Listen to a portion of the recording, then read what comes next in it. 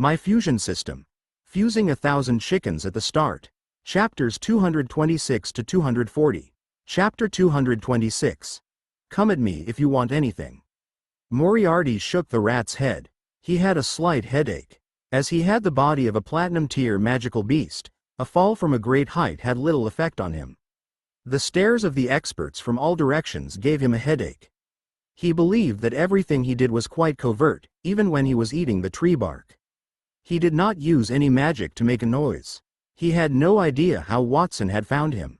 When he first arrived at Black Moon Castle, he had intended to kidnap Watson's family and force Watson to beg him for mercy, but he discovered that Mayor Lubin had brought a cart of good things, and he just happened to be hungry. So, his strength returned after consuming all of the wealth that Lubin had brought. His attention was drawn to the diamond-tier Crystal World tree staff that Watson had fused. The uninformed would think that those glowing trees could have been ornaments forged by Watson. However, he was a platinum-tier elite, so he could tell that those trees were quite extraordinary. They were, at the very least, platinum-tier items, and they could even be diamond-tier. He had no idea why the insignificant Black Moon Castle would have such a valuable treasure. He assumed it was a gift from Sylvan or Antonio, but he did not dwell on it too much. That kind of item was an excellent tonic for him. He could restore his strength to its peak if he were to eat one. If he ate a few more, he might be able to allow the body of the heaven-devouring Rat King to advance to the diamond tier. Where did that rat come from? It does not feel like a typical magical beast. The aura on its body is extremely powerful. Protect the Border Count and Master Antonio. When the people around him noticed Moriarty, they were all on high alert. Andre was the first to act. He dashed in front of Sylvan and Antonio as he carefully removed a pair of golden gloves from his clothes and put them on. Brothers, take a step back. Watson motioned with his hand for his three brothers to keep their distance. He smiled and walked toward Moriarty. He waved his hand and said, Lord Rat, or Lord Moriarty, we have not seen each other in about 2 days. I didn't think you'd still be alive. Moriarty? You mean the rat in front of us is Moriarty? Antonio and Sylvan examined the rat on the ground. They exchanged puzzled looks. They recognized the rat as the heaven-devouring Rat King that had escaped a few days before. They had no idea why Watson would call it Moriarty. Had they not seen Watson kill Moriarty in front of them? They had no idea Moriarty had snuck into Black Moon Castle, and Watson had caught him. The rat was embarrassed. Let's not talk nonsense, Watson. I have a question. How did you know it's me? Moriarty stood up and spoke in human language after Watson discovered him. Because the entire Black Moon town is under my command. Is that a valid reason? With the system's assistance, the information would appear in his eyes no matter what Watson saw. As a result, he was aware the moment Moriarty entered Black Moon Town. He also knew Moriarty had followed Geraint's car. He had pretended not to know because he wanted to see what Moriarty would do. He could not help himself when he saw Moriarty gnawing on the diamond-tier magic staff that he fused. He did not feel sorry for Moriarty, he found it amusing. The diamond-tier magical staff could only be destroyed by attacks of the same level. Moriarty was only a platinum-tier heaven-devouring Rat King. Even if he gnawed on it his entire life, he would never be able to bite a piece off of the magical staff. It was apparent that Moriarty had used some unknown spell to transfer his consciousness to the body of the heaven-devouring Rat King. Finally, he had to return and gnaw on the tree bark. It was too stupid to use as a form of retaliation. Watson cursed inwardly. Suddenly, he realized that Moriarty's body as a heaven-devouring Rat King had become illusory. His heart thumped. That was not good. He quickly turned around. Moriarty appeared from a black hole behind him. His body rapidly expanded, and he grew several dozens of meters tall. He reached out with his massive front claws and grabbed Zeke and the other two brothers. Moriarty's question was obviously a ruse to distract him so that he could seize his brothers while he answered the rat. Moriarty had Zeke and the other two in his grip. Their bones cracked with a slight force, and their faces contorted in pain. Giggle, giggle, giggle. The rat Moriarty had transformed into an open mouth with fangs sharper than sawteeth. It burst out in laughter as saliva dripped from its teeth and onto the ground, corroding it into holes. That despicable magical beast dares to injure someone in front of the Border Count. Put them down and die. Andre breathed a sigh of relief and took a step forward when he realized that Moriarty had not attacked Sylvan. His gloves collided with a bang. Then, his body was covered in a layer of yellow earth elemental combat aura. The ground within a radius of 100 meters collapsed. Countless broken stones rose against gravity and piled on his body, transforming him into a dozens of meter-tall mountain. He collided with Moriarty. Gold tier battle technique, mountain crash. That attack was as destructive as a massive giant rock golem falling from the sky. However, in the face of that assault, Moriarty's heaven-devouring Rat King only stretched its thin and long nail. Zap! Sparks flew in all directions. The piercing sound caused everyone's eardrums to vibrate. Moriarty did not move an inch. On the other hand, Andre was covered in a layer of rock that resembled a small mountain. It had been ripped apart, revealing a body drenched in fresh blood. His bones were shattered, and his arm was bent backward at an odd angle. It looked like a broken bag that had been sliced through the ground for more than 10 meters, leaving a long trail of fresh blood. The whole place was deafeningly quiet. Everyone held their breath. They had just witnessed Andre's transformation into a mountain. Then he was launched into the air. Everything had happened in less than a second. How is that possible? The mayor had been defeated in a single strike? The residents of Fairytown muttered to themselves. They were well aware of their mayor's bravery. Andre had followed Sylvan to fight at the border. He had crushed the rebels' walls with that fighting technique. It had forced the other party to surrender. In addition, Andre possessed a gold-tier weapon, and he was a gold-tier expert. However, the layers of stacked strength were relatively weak in the face of that rat. A mere gold-tier dares to wreak havoc on me? Moriarty's expression was contemptuous. The rat's mouth was wide open as if a black hole had appeared in it. It had drawn the flying Andre back to his mouth. He had him in his mouth. Another person had also been sucked into his mouth, Lubin, who had fainted on the ground. Lubin could not even resist. Half of the two mayors' bodies were in his mouth. Only their legs were visible as they dangled outside his jaw. He only needed a soft bit to dismember them completely. Moriarty, you traitor, coward, you were the reason for the Dragonspine Snow Mountain's destruction. And you still dare to return? You still dare to hurt people in front of me? On behalf of my master, on behalf of everyone at the border, I will kill you today. All of that happened far too quickly. It was too late for Sylvan to intervene. He could only open his right hand with a cold expression. A white-hot flame appeared in his palm, and he was prepared to cast his best platinum-tier spell, Vermilion Nova. Moriarty, let those innocent people go. Then leave the border and never return. I am willing to let you go for the sake of the old man. If you don't leave now, you will not make it out of here alive. Antonio sighed and raised the Crystal World tree staff that Watson had fused for him 2 days before that. A diamond-tier aura spread around the staff. The earth and the sky trembled. Invisible ripples spread along the ground as cracks appeared. It was unclear when the snowflakes in the sky had stopped falling, but they swept up into the sky with a burst of energy. My foolish junior brother, Sylvan, if you fight with me now, your lovely subordinates whom you have painstakingly nurtured at the border will perish. Do you not care? And, my dear master, do you think I would be completely unprepared when I decided to come here? Both Sylvan and Antonio held their breath as Moriarty questioned them. A look of hesitation flashed across their faces. Moriarty had used that opportunity to swallow Andre and Lubin in a matter of seconds. He raised his right claw that held Zeke and the other two and raised them over his head before he turned to face Watson. His eyes were filled with venom. Finally, Watson, if it were not for you, the final stage of my plan wouldn't have failed, and I wouldn't have lost the pen of truth. I wouldn't have lost my original body either. It is your turn to repay me. Give me a moment to think about how I should torture you. Moriarty chuckled. Perhaps I will crush the bones of your brothers and sisters one by one in front of you. And then, I'll pull their tendons out. What do you think? Then, he laughed. The magical beast's expression became increasingly fierce. Watson's expression remained unchanged in the face of the rat's threat. He only looked at his 3 brothers, who seemed in pain, and his expression became cold. Moriarty, you will pay for your actions today. Do not hurt my brothers if you are a real man. Come at me if you want something. Chapter 227. Moriarty's Memories. Watson, it appears that my actions are not gentlemanly enough. As a man, I can't be considered considerate.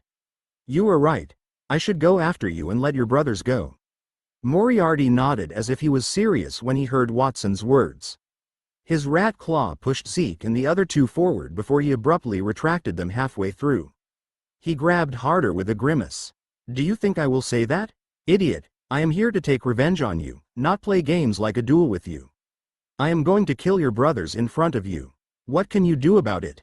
Then I can only kill you. Watson's expression was as heavy as water as he raised his right hand. Watson, I know that you've mastered a spell to fuse your enemies. Even platinum tier elites won't be able to escape from you. But are you sure that you are faster than me? If you dare to make a move, I will crush your brothers to their deaths. Do you want to compete with me? Moriarty exerted force with his claws again. It caused Zeke and the other two to contort their faces in pain. However, it was only pain, they were not afraid. Zeke even shouted, Watson, don't listen to him. We are not afraid to die. Kill the rat that does not know the immensity of heaven and earth. Show him Black Moon Castle's power. Shut up. After scolding him, Moriarty widened his eyes. His body emitted a terrifying aura that was unique to platinum tier magical beasts. The pressure made Zeke and the other two unable to open their mouths as blood dripped down from the corners of their lips. They were not powerful enough. It was as if they were easily trampled clay compared to a platinum tier magical beast. It's not just this, I have a backup plan for every corner of the border. Let me show you. After stopping Zeke and the other two, Moriarty raised his other claw and waved it in the air. A few colorful colors gathered in the air and formed a magic curtain that broadcast the scene. The scenes in the curtain were divided into neat squares that broadcast different settings. The four scenes at the top were Monty Town, Torchtown, Fairytown, and Vermilion Town. Countless goldbiter rats lurked outside each town, either hiding underground or in tree holes. They were looking around with their scarlet eyes as their throats squeaked with hunger. The other places reflected in the images were some large manors or villages on the border. There were also a large number of goldbiter rats hidden in the woods around those places. The bones of magical beasts and a few human corpses could be vaguely seen under the feet of those rats. Everyone there, including Sylvan, had changed their expression when they saw those scenes. As the border count, Sylvan recognized the scenes Moriarty had shown them. Those were the most densely populated places on the border. Furthermore, he was sure that they were genuine. Before I came here, I had already spread the goldbiter rats across the entire border. Those rats are under my control. If you kill me, they will follow their instinct and rush into the village or town to devour everything. They will eat all the people there, and the border will be a ruin. I have already used the goldbiter rats to attack Torchtown. Their defense system could not even withstand the large wave of rats, not to mention that all the mayors are here. Those towns will be even weaker. Moriarty's tone could not hide his pride. The goldbiter rats shared a single consciousness. He could see all the images that the goldbiter rats saw and presented them. If they killed him, everyone else would be buried with him at the border. No one would make that decision. Sylvan would not do it, he would even stop Watson. When he thought of Sylvan, his tone became even more conceited. The reason I was able to accomplish that feat was all because of your help, Sylvan. You've told the mayors to come here, and they thought they were smart enough to bring their most elite guards with them. I might have been in more trouble if they hadn't done that. You're really my good junior brother. Moriarty, seeing you like this really hurts my heart. I remember that you weren't a bastard who would threaten the lives of innocent people in the past. How did you suddenly become so cruel? Antonio scanned through the images, and his expression darkened when he heard Moriarty's words. As his former disciple, he knew Moriarty very well. Moriarty was born in the royal city. His parents were members of the kingdom's knights. They had died in a battle for the throne of a few princes when Moriarty was young. As they were members of the ruling monarch, the king sent someone to give Moriarty a large sum of money after their deaths. However, he did not live a happy life in the royal city. People bullied him because he did not have parents. Antonio first met Moriarty in a tavern in the royal city. At that time, Moriarty was a servant at the tavern. A few hooligans had beat him up because he refused to give them his pocket watch. Antonio recognized the photo of the woman in it. She was one of the guards who had died protecting King Landhar III. Antonio had also participated in the fight for the throne back then. His instructions had led to King Landhar III's victory. Out of kindness, he adopted Antonio and took him as a disciple. Moriarty had always been very respectful and had shown extraordinary talent. He learned everything at once and often hid in his room to study magic and biology. Many of his novel insights were praised by the kingdom's great mage. At the same time, he also told Moriarty about his parents. When he heard that his parents were heroes who had sacrificed their lives for the kingdom to help the king ascend the throne, Moriarty's eyes lit up every time. The face of the little boy who had worked hard in the past had overlapped with the image of the ugly rat in front of him. Antonio sighed. Was it Moriarty's mission to destroy the demoness church? He did not know. He only knew that Moriarty had disappeared after he had supposedly died during that mission. He had become like that when he reappeared. Perhaps someone had done something to Moriarty during that process. Master, don't you know why I became like this? Moriarty let out a piercing laugh. In the past, he respected Antonio and treated him like his only family member. Perhaps it was because he had lost his parents when he was very young, but his feelings for Antonio were like a child's feelings for a father. That feeling lasted until the moment he died. 10 years ago, he was famous in the kingdom as Antonio's first disciple and was arranged to slaughter the demoness church. In that battle, he was severely injured by several of the church's high-ranking members. He should have died there, but in the end, he met a man, the most remarkable man in the kingdom. Moriarty still remembered the scene when the kingdom's ruler saw him. At that time, he was lying on the ground, almost at his last breath, like a wisp of dust. He raised his head with difficulty to look at the man. He could not see the man's face in the backlight, but he could see his tall body and a pair of leather boots that were not stained with dust. How pathetic. This is the standard of the astrologer's first disciple. People said that you have outstanding talent, especially your unique understanding of magic, which might help to push my kingdom to a new height. However, it seems like you are just like your parents. You are a fool. Shut up. Don't insult my parents. Moriarty's first reaction to the man's words was anger. The death of his parents had always been a soft spot in his heart. His fury helped him to stand up to see the man's eyes. Those were a pair of emotionless eyes, golden pupils that could see through a person's heart with a single glance. The moment he saw those eyes, Moriarty did not know why he had shrunk back. The man continued to say, I did not slander your parents. I will not slander anyone. On the contrary, I respect every living being in the kingdom because you, including the kingdom, are my property. Who would be dissatisfied with their own property? Unfortunately, there will inevitably be differences as well. I will make an assessment based on the value of each of you. Both you and your parents are of the lowest value. That is all to it. The man's voice was very calm, but it contained an unquestionable tone. It was very difficult for kind people to survive in that world. On the contrary, evil people could live for a very long time. The worse they were, the longer they would live. I sent your parents to carry out an assassination mission. Oh, I almost forgot to say, at that time, I was not even the king yet. My brothers and I had to fight for the throne. And, in order to win, I had to do everything I could. Your parents were in charge of the assassination. However, their hearts softened during the execution. My brother escaped, so I took your parents' lives. He continued to say, I did give them a chance. I gave them each a sword.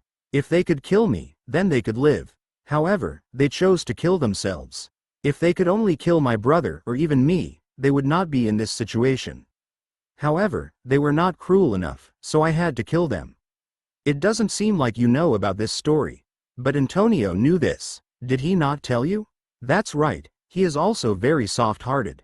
I guess he took you as his disciple because he felt sorry for you. To not make you feel sad, Antonio must have gone to great lengths to praise you. Let me guess what he said. I guess he would say that your parents are heroes who died for their kingdom. How ridiculous. They could only live in this world because other people pitied them.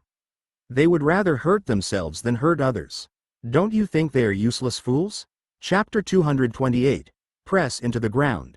Shut up. My parents are heroes, and you are the fool. How can people who disregard life understand how precious life is?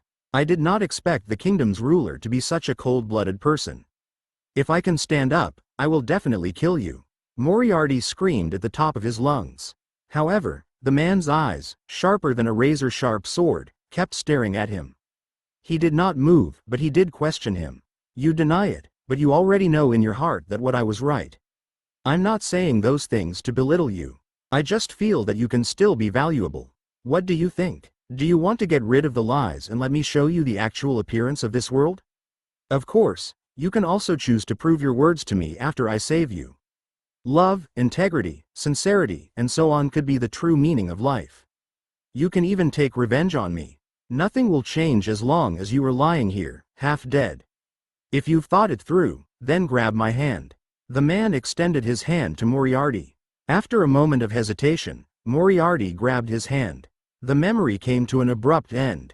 Moriarty collected his thoughts and looked at the person in front of him. The face in the crowd looked exactly like the one in his memory but much younger. The gratitude he had for that man has turned to disgust. The man had taught him all his skills, and when the king saved him, Moriarty still adhered to the principles that Antonio had taught him. However, eventually, his thoughts changed. It was faster just to go ahead and take what he wanted. He did not have to worry about being scolded by his master when he did his experiments, and even when he experimented on living people, no one would say anything. Everyone was afraid of him. They bowed to him as the pleasure of power filled his heart. In just a few years, his progress was more significant than all the time he had spent practicing in the past. It made him feel happy. As the king said, bad people would live longer. So, he helped the king with missions, and he killed the people who had bullied him in the past.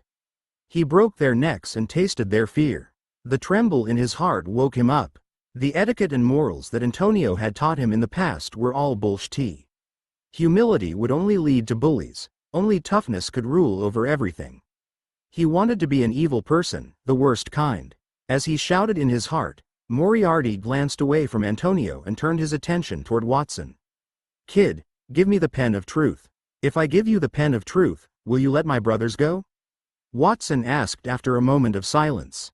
Of course, as long as you hand over the pen of truth, I will let your brothers go. I will do as I say. Of course not, Moriarty thought. He wanted to get the pen of truth. On the one hand, it was given to him by the king.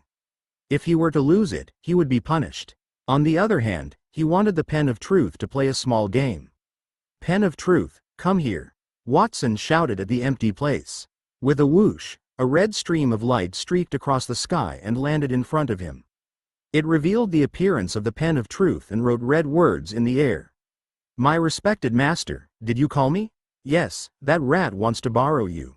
As he pointed at Moriarty, Watson signaled the pen of truth to go over to the man. The pen of truth hesitated for a moment and continued to write in the air. Your humble servant is willing to fulfill all of your requests, but that filthy magical beast in front of me clearly does not have the right to use me. If I tell you to go, you can go. Don't talk so much nonsense. Yes, I will do as you wish, honorable master. Even though the pen of truth was unwilling, it still flew toward Moriarty. Moriarty's mouth twitched as he observed the pen being respectful to Watson. He looked dissatisfied. When he used the pen of truth, it was unconcerned about him. It frequently considered ways to punish him. He reasoned that it was due to the pen's characteristics. He put up with it for a while, but then he realized it was not worth it. Why was the pen of truth so good toward Watson? He was already filled with hatred toward Watson, and then he was even more dissatisfied with the young man. Sir Moriarty, I have given you the pen of truth. Release my brothers now. Wait a minute. Before I release them, I need to use the pen of truth to ask a few questions. You want to go back on your word? Watson frowned. Well, this isn't going back on my word. After all, I did say I would release them after I got the pen, but I did not specify when I would do that. When he saw Watson's clothes fluttering in the wind, he felt a terrifying killing intent. Moriarty continued to say, of course, I assure you that this is the last time. I will release your brothers immediately if I receive the desired response. After he said that, he did not hesitate and began to ask the three people in his claws. You said that Watson should not care about you. Are you not afraid of death? Yes. Peter, the weakest of the trio, raised his head and spoke firmly. No one was unafraid of death. Peter had laid in bed all year round, and it was not easy for him to move freely. His value of life far exceeded that of an ordinary person, but he did not want Watson to be hurt. It was Watson who had cured his illness. It was also his youngest brother who had brought him to experience the beauty of the world. He was unwilling to give up his life so easily, but he would never hesitate if it were for Watson. "We are also willing," Zeke and Zenoa said almost at the same time. "Pen of Truth, can you check if what those people said is true?" Moriarty asked with a playful look on his face. His idea was very simple. No one was unafraid of death. If those people said anything that was against their will, the Pen of Truth would detect it. He wanted Watson to see his brother's cowardice. He wanted to break their relationship. There was nothing more painful than a family member's betrayal. He had experienced it himself, so he knew it very well. Test completed. The individuals named Zeke, Zenoa, and Peter did not lie. What? Moriarty's smile froze on his lips. Those people were willing to die for Watson? There was not the slightest bit of deception? How was it possible? He did not believe it, so he continued to ask, "I'll let you go if Watson kneels and kowtows 3 times for my mercy." "Would you do it?" "No. How can we use our lives to measure our younger brother's dignity?" "Watson, don't waste your breath on this rat. Kill him now." Peter responded without fear. After testing, the individual named Peter's statement is entirely true, without any concealment or omission. Moriarty's expression became increasingly puzzled as the Pen of Truth wrote those words in midair. It was absolutely impossible. "Filthy rat, the test has been completed. Your right to use me has also expired. Take your dirty hands of my master's brothers. Otherwise, my master will step on you and push you into the ground. You will not die, but my master will imprison and punish you forever." The Pen of Truth wrote a paragraph of blood-red words in the air. That was its ability to rewrite reality. It had used it on Moriarty, even without anyone's order. Then, it turned around and flew back to Watson. "Excuse me, master, did I do the right thing?" Everyone had a weird look on their faces. They had been furious at first, and they thought that Moriarty had looked repulsive. Then, they looked at him with pity. That was especially true for Sylvan and Antonio. They knew that the Pen of Truth had treated Watson differently. Moriarty's delusional attempt to use the Pen of Truth to inflict mental trauma on Watson could only be described as ridiculous. DMN, the Pen of Truth. Moriarty reacted at the same time. Watson had utterly subdued the Pen of Truth. The pen would not test according to his thoughts, no matter what he asked. Everything he did had been for naught. The clown was himself. If that's the case, then die. If the Pen of Truth did not cooperate, then he would crush Zeke and the other 2 with his own hands. He would let Watson experience the pain of losing a loved one. However, at that moment, a young voice said, "I want to make a wish. I wish to exchange positions with my 3 brothers. The price is to use 1 year of my master's life." As soon as he finished speaking, Watson disappeared from where he was and was replaced by Zeke and his other 2 brothers. They fell to the ground covered in blood, grimacing in pain due to the injuries all over their bodies. Watson appeared in Moriarty's claws. Those claws could crush a small mountain, but they did not even lift the creases on Watson's clothes. As he felt the heavy pressure around his body, Watson raised his head and stared at the panicking Moriarty. "It's all thanks to the Pen of Truth that caused you to fall into a rage, giving me the chance to make a move. Lord Moriarty, I have to say that I have never hated a person so much in my life. You are the first. Perhaps you don't deserve to be called a man. I have no psychological burden for someone like you, no matter what I do." What do you want to do?" "I'm warning you. If you kill me, the goldbiter rats will destroy the border." "Do you wish to bury the entire border with me?" Moriarty sounded much more flustered. He wanted to loosen his grip on Watson, but he felt as if an invisible and majestic force had locked his claws. He could not open them. "That problem is very easy to solve. Perhaps I just won't kill you?" The corners of Watson's lips curled upward. Violent elemental fluctuations emanated from his body, condensing into colorful colors. Hundreds of platinum and diamond tier items that had been rotating in the sky fell like raindrops, rapidly increasing in size as they fell. They smashed into Moriarty's body like a mountain, smashing him into the ground. The earth trembled as a result of hundreds of collisions that were comparable to meteorites. The twisted branches had turned into weapons that were sharper than long spears. They stabbed into the ground, again and again. Moriarty's body was crushed into a pile of meat paste in an instant, seeping into the soil. Only a massive claw remained on Watson's body. Watson stepped on it and pushed it into the ground, just as the pen of truth had predicted. Chapter 229. A Hundredfold Compensation. No, why were things so different from what he had anticipated? Moriarty's broken flesh wriggled through the gaps of hundreds of platinum and diamond tier items, condensing in the air into a massive meatball, gradually returning to the appearance of the heaven-devouring Rat King. He admitted that the pen of truth had just finished rewriting reality, which made him nervous. It had been pressuring him for years, and he knew that the pen's rewriting of reality was absolute.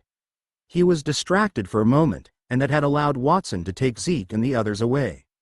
He only made that one blunder. The safety of those people at the border was still in his control. Watson had no right to attack him. Was Watson not afraid that he would turn the border into a river of blood in a fit of anger? He would be the sinner if that were to happen.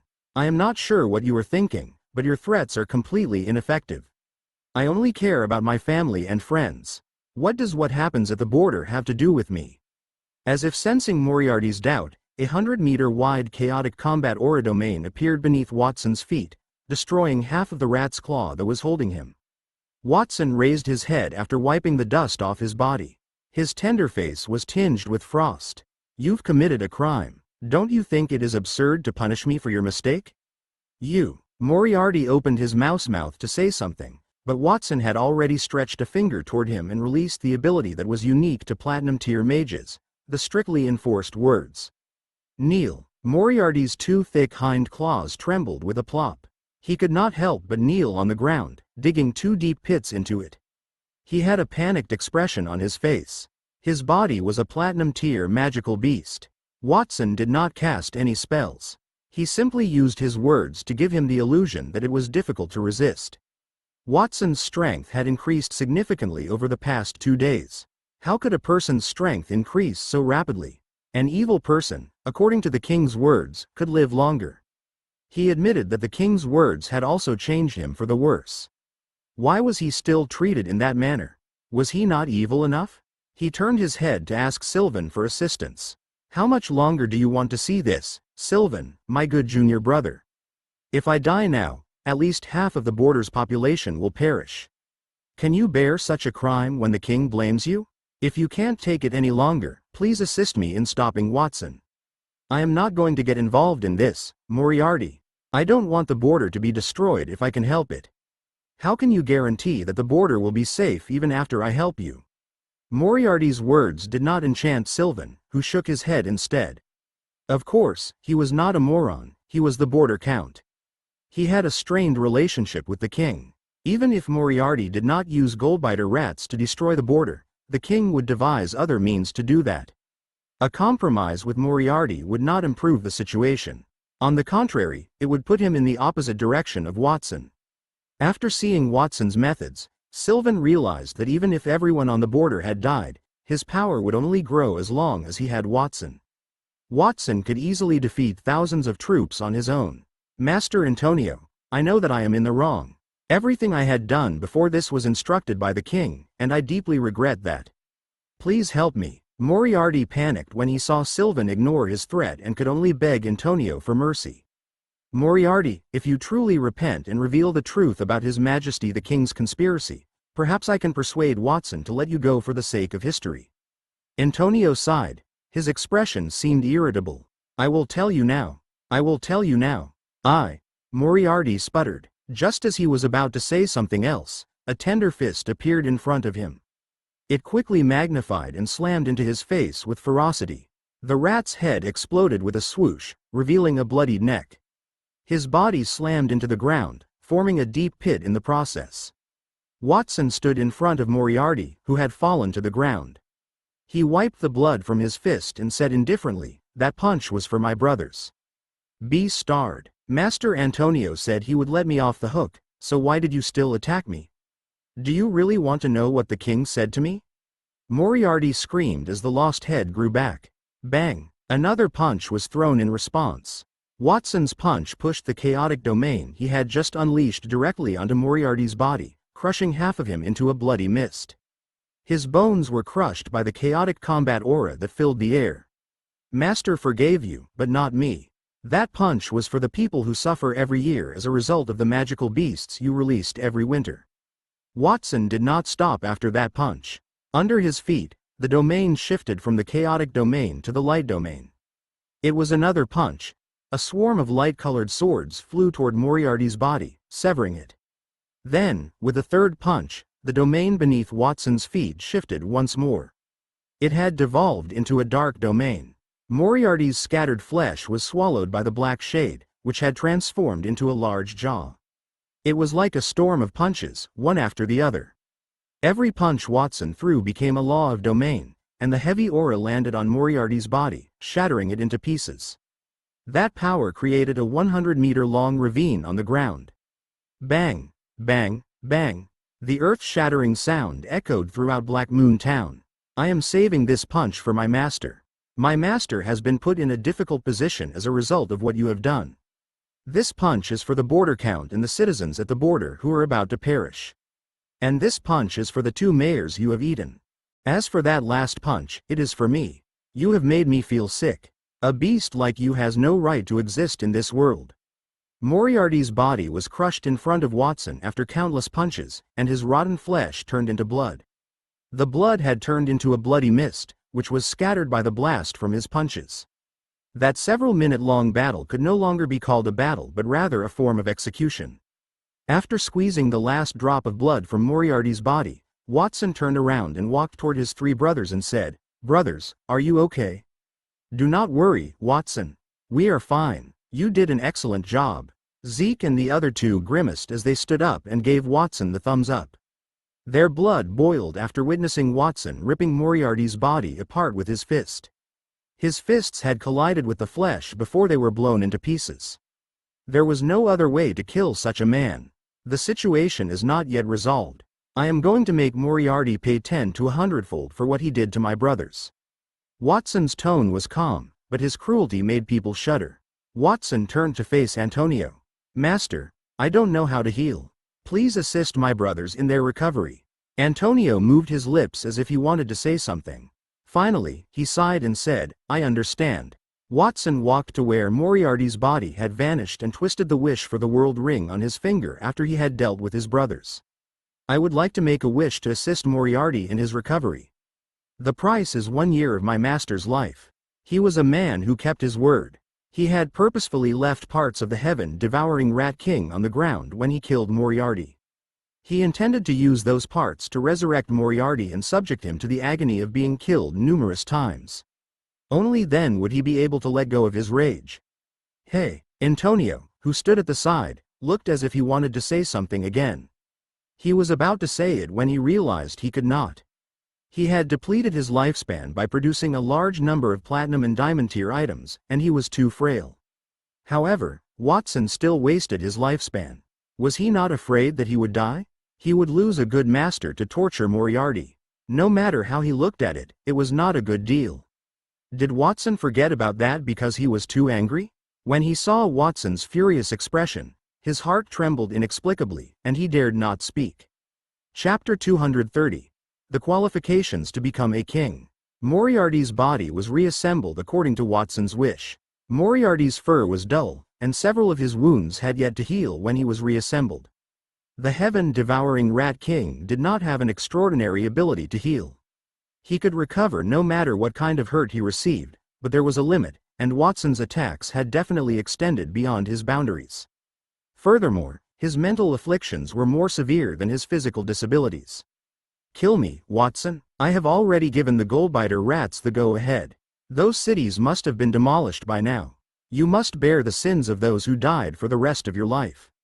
I condemn you to have nightmares every night and to die horribly. Do you want me to show you the deplorable condition of those cities and villages right now?" Moriarty yelled, his eyes red. He still did not understand why Watson had assaulted him or what had gone wrong in his life. Watson would have to admit defeat unless he ignored those lives and was a more wicked person than him. If Watson were a kind person, he would let Watson bear the shackles of his soul for the rest of his life. When the individuals in the room watched Watson make such a judgment, they would assume Watson was a harsh person. Nobody would trust his words. Instead, they would be wary of him. If they could see that scene, Moriarty would feel that he had profited from his death. His death would destroy Watson. There is no need because the things you said will not occur. If you are curious, you can inquire why. Watson's voice was carried far away by his combat aura, which blanketed Black Moon Town. Everyone in Black Moon Town, pay attention. I am going to seize the opportunity to present your wish for the world ring to the world. The Black Moon Knights will obey your orders, young Master Watson. The first wave of organized yells rang out from the sky. Dozens of Black Moon Knights soared in front of Watson in an ordered fashion, each with several sets of combat aura wings of different colors on their backs. They bent reverently on one knee and extended their fingers toward him, which had the wish for the world ring. The mages in Black Moon Castle will follow young Master Watson's directions. The mages, led by Watson's second sister, Nindy, was close behind. They launched a flying spell and floated through the air, twirling the rings in their hands. Finally, there was a surge of even louder voices. The maids of Black Moon Castle are willing to allow the world to use the wish for the world ring. Please state your wish, young Master Watson. Whether it was the maids or the refugees who had joined Black Moon Town, whether they were cooking in the kitchen or cleaning their apartments, they all ran out of the chamber and lined up to offer Watson their fingers. More than 100,000 people yelled at the same time. The sound waves gathered and dispersed the clouds in the sky. Moriarty was taken aback, even though he had no idea what those people would do. Why did those folks continue to have faith in Watson? Do you realize what Watson has done, you moron? He will kill more than half of those at the border. Among those folks could be your friends and family. He is an evil person who disregards life. If he is this vicious at this age, he will only get worse in the future. If he can give up other people's lives at the border today, then he can certainly give up yours in the future. Moriarty's voice was hoarse. Everyone in Black Moon Town, however, stared at him with scorn after they heard his statements. Isn't it true that you are an idiot? You have no idea what young Master Watson has brought us. Not only did he give us strength, but he also gave us a life that we could never experience in our lives. Our lives were given by our parents, and young Master Watson provides our livelihood. If he wants our lives, he only needs to say a word, let alone waste a chance to make a wish. The person who spoke was the Black Moon Knight's captain, Alan. He had a serious look on his face. After he finished speaking, he hesitated for a moment before he said, "Of course, it's best if young Master Watson doesn't need our lives. I still can't bear to die." He could not bear to die, it was not that he would not. He had met his best friends and competitors in Black Moon Castle, as well as his best boss. One could say that Black Moon Castle was his home, and the people there were his family. How could he bear to die and let his family grieve? Lord Moriarty, I don't know what you've experienced in the past, but you seem very keen on describing me as a bad person. Although I can't claim to be a good person, I'm definitely not a bad person. I just want to live well and make my family and friends happy. I will grant death to anyone who offends me, Watson said calmly. He was not a great person, but an ordinary person who wanted to protect the people around him. Fortunately, everyone around him was similar. One for all and all for one, that was the reason. Now, I will announce my wish.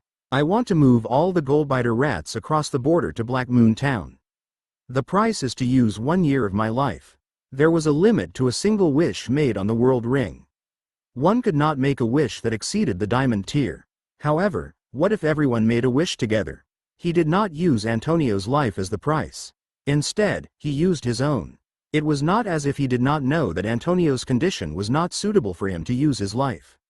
Antonio had wanted to save Moriarty. He had to show his master that he would not let him interfere. We shall make a wish to move the Goldbiter rats to Black Moon Castle. The price is to use up 1 year of each of our lives. The wishes of more than 100,000 people resounded in the sky. The rings in each of their hands emitted a dazzling light. Countless stars gathered and formed a spectacular gate in the air. Inside the gate, one after another, pitch-black Goldbiter rats fell from the inside like dumplings. They fell into Black Moon Castle. As a result of their high-altitude fall, some of the Goldbiter rats were squashed into minced meat. After landing on the ground, some of the stronger ones began to devour their comrades' flesh and blood, causing them to split apart. There were also several formidable silver or perhaps gold-tier Goldbiter rats flying around in the skies. The buzzing sound of their fluttering wings was irritating. However, no matter how powerful the goldbiter rats were, they all showed a fearful face as they fell on the ground and subconsciously retreated. The goldbiter rats shared the same consciousness. Their consciousness belonged to Moriarty, and they could feel his fear. What is going on with those people? Didn't they say that only the evil men would have control over their own destinies? However, why are those individuals so feeble that they can unleash such deadly power? Moriarty realized that his scheme had failed. He had a feeling that all the goldbiter rats had been relocated to Black Moon Castle. He could no longer threaten Watson. It was not Watson, nor the mighty Sylvan or Antonio, who had done it. Instead, there was a collection of regular folks who were nothing more than ants in his eyes. If one said that only bad individuals who conspired against others and trampled them under their feet could control fate, how could he explain the spectacle in front of him? He had entrusted his back to another and even gave his life to someone else. Could such a person be called a bad person? Moriarty felt that his years of belief had collapsed. At that moment, he saw Watson raise his hand and say 4 words to all the goldbiter rats that had fallen to the ground. System fusion. Swoosh. Countless goldbiter rats died at the same moment. Their bodies merged into rays of light, forming the heaven-devouring Rat King, a platinum-tier magical beast identical in size to him but with a stronger aura. Almost at the same time, he felt that he had lost control over all the goldbiter rats. Despair appeared on his face. The goldbiter rat swarm has been dealt with. Now, it's your turn. Watson approached Moriarty and shook his fist in front of more than 100,000 people in Black Moon Town. His expression was unflappable. That next punch is for all the people of Black Moon Town because you've squandered a year of their life. Do you admit to your crime? Moriarty did not dare to raise his head to gaze straight into Watson's eyes as he faced him, who was unwavering. Watson's sensitive body and a pair of spotlessly clean shoes were all he could see. Time seemed to have reverted to the day 10 years ago when he met the king. Watson's silhouette had progressively merged with the king's. Watson was obviously not the same as the king, yet he had comparable quality to him. It was a quality that could command thousands of troops and stand above millions of people. That quality could be called the nature of a leader, but Moriarty was more willing to call it the quality of a king. I see, I understand. Moriarty grinned, revealing his sharp teeth. The king had not lied to him 10 years ago. Indeed, evil people could live longer than good people, but the king had hidden something from him. In that world, besides evil people and good people, there was another kind of person, and that was people who were born different from the rest. They were mere mortals, whether they were good or horrible people. The last type was geniuses. They were both historical heroes and stars who could be seen in the sky. They understood that. Moriarty realized that his existence was a touch pitiful. At the same time, he was aware that he would not live through the day. Watson, I want you to die. Moriarty's body was engulfed in a pitch-black blaze. That flame shattered the air and burnt across space, transforming it into a black hole that emitted a powerful attracting force. It spanned thousands of meters and wholly replaced the sky. The super-large black hole was the strongest ability mastered by the heaven-devouring Rat King. That was a peak platinum tier spell. He had sacrificed his life to advance that move to the diamond tier. The sky was pitch black, and the earth was pushed by unbounded gravity. Countless rock fragments fell into the black hole, and even Watson's giant rock golem mansion, which he had previously fused, was hauled up shakily, with many sucked into the black hole. The formidable platinum tier summoned beasts were destroyed in the black hole in less than a second, leaving no dregs behind. The entire universe seemed to have been turned upside down. The sky had transformed into the ground, and the earth had transformed into the sky. Everything was plummeting to the ground. The black hole was the singularity of all things. It could even swallow the stars, not to mention a person or a town. The aftermath of the spell was powerful enough to uproot Black Moon Town, let alone Watson, who was at the epicenter of the magic. The ancient knight's body armor split into bits, transforming into dark strips of cloth absorbed by the black hole. His hair also fluttered in the wind. It was as if his scalp was about to be torn off. He was, however, unfazed. He was unconcerned about his own safety. He simply extended his right hand to Moriarty and clasped it softly. Land of the Dead activated. The entire Black Moon Town was covered in darkness. The land of the dead, with which he had previously fused, descended. Countless zombies transformed from phantoms into real beings and jumped into the sky one after the other. They blocked the black hole with their bodies. After the black hole shattered the initial layer of the undead, they were swiftly resurrected in the land of the dead, and they went to block the black hole again. The undead used their bodies to build a staircase that led to the heavens. A black wave followed the stairs that covered the sky, as well as a massive undead ship. Countless undead tore at the black hole, and the massive ship transporting the dead sailed against the current. That scene that was like the end of the world was deeply imprinted on everyone's eyes. Then, the ship of the undead and the black hole collided. Boom! Watson rapidly sealed off the land of the dead, rendering it illusory. All of the weird occurrences vanished from Black Moon Town, leaving only a violent explosion from another dimension. Chapter 231, Mad Sven. Is it all over? Durant stood at the Black Moon Town entrance. He watched blankly as Watson summoned the land of the dead and sealed Moriarty inside the black hole. He wiped his cold sweat. Moriarty had just morphed into a black hole when a powerful suction force came from the sky, almost dragging him into it. Moriarty's might worried him, and what made him even more terrified was that Black Moon Town faced a devastating attack that could destroy a city. However, Black Moon Town was unscathed. It was only then that he realized he had utterly misunderstood that business partner. The residents of Black Moon Town have a platinum tier ring and a space hidden here full of dead individuals. Black Moon Town, in Durant's opinion, was formerly a formidable group capable of fusing silver and gold tier items. He had, however, changed his mind. That town was full of secrets, and the fusion item was just one of them. He could not help but be concerned as a result. After all, he was the one who brought Moriarty. Even if the black hole he released had done no harm, it had engulfed several houses built of giant rock golems and smashed them. Each of those giant rock golems was worth 1,000 gold coins. Black Moon Town had lost at least 100,000 gold coins as a result of Moriarty's attack. If Watson pursued the case, the blame would undoubtedly rest on him. Durant's expression darkened. He could only take out so much money after he had emptied his pockets. While he was preoccupied with wins and losses, the residents of the other two towns looked like they had just survived a disaster.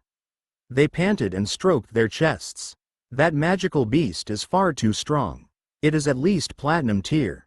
I was surprised to see such a formidable beast near the border. However, young Master Watson of Black Moon Castle remains the most powerful. He could deal with a platinum tier magical beast, as one would expect from the disciple of the kingdom's best mage. It is all because of him. We would have died if he had not been here today. They knew they were destined to perish the moment they saw Moriarty dissolve into an infinite black hole. Fortunately, there was a giant rock golem blocking their path, followed by the land of the dead, which Watson had called to seal the entrance to the black hole. Many of them still thought about the amazing spectacle of the undead army traveling upstream on a massive ship. The effect of that scene was even greater than Moriarty's transformation into a black hole. After all, the unknown was the most terrifying thing. The simplest notion of their presence, with so many unseen zombies that stared at them, made their hair stand on end. Watson's influence of fusing the innumerable goldbiter rats and transforming them into platinum-tier magical beasts had also diminished. It is all over. Watson stood there, listening to the sounds of explosions from the land of the dead, and casually snapped his fingers. Bada. He had fused a peculiar diamond-tier building to create the land of the dead. It would absorb the deceased and lock them in the land indefinitely. In exchange, the imprisoned souls would not get old or die there. A massive black hole emerged in the sky as a result of the sound of snapping fingers. A shattered ship plummeted from the sky. There were pitch-black waves that suggested death along the way. On the ship, there were numerous skeletons or rotting zombies. They were attempting to repair their shattered arms and rotten eyeballs. On the deck of the ship, a strange man in a tattered robe, half flesh and half bones, floated down. He knelt on one knee toward Watson. His purple hair was in a spiral shape, and it floated upward spontaneously in an anti-gravity posture. The 13th King of Death from the land of the dead, Moriarty. Greetings, young Master Watson. Platinum Tier King of Death, Moriarty. Abilities. Possesses the strength of a peak Platinum Tier mage. Excels in various elemental magic, especially in Earth Elemental Platinum tier spells. Additional abilities. Fanatical research, proficient in research, possesses exceptional creativity, undying and indestructible, a characteristic bestowed by the Land of the Dead. Unless the Land of the Dead activates the death knell, one will never die. Memory mastery, possesses photographic memory, and soul transfer, can freely possess any living being or even non-living being. At the same time, the man's information appeared in Watson's eyes. The Land of the Dead had the ability to collect the souls of the departed.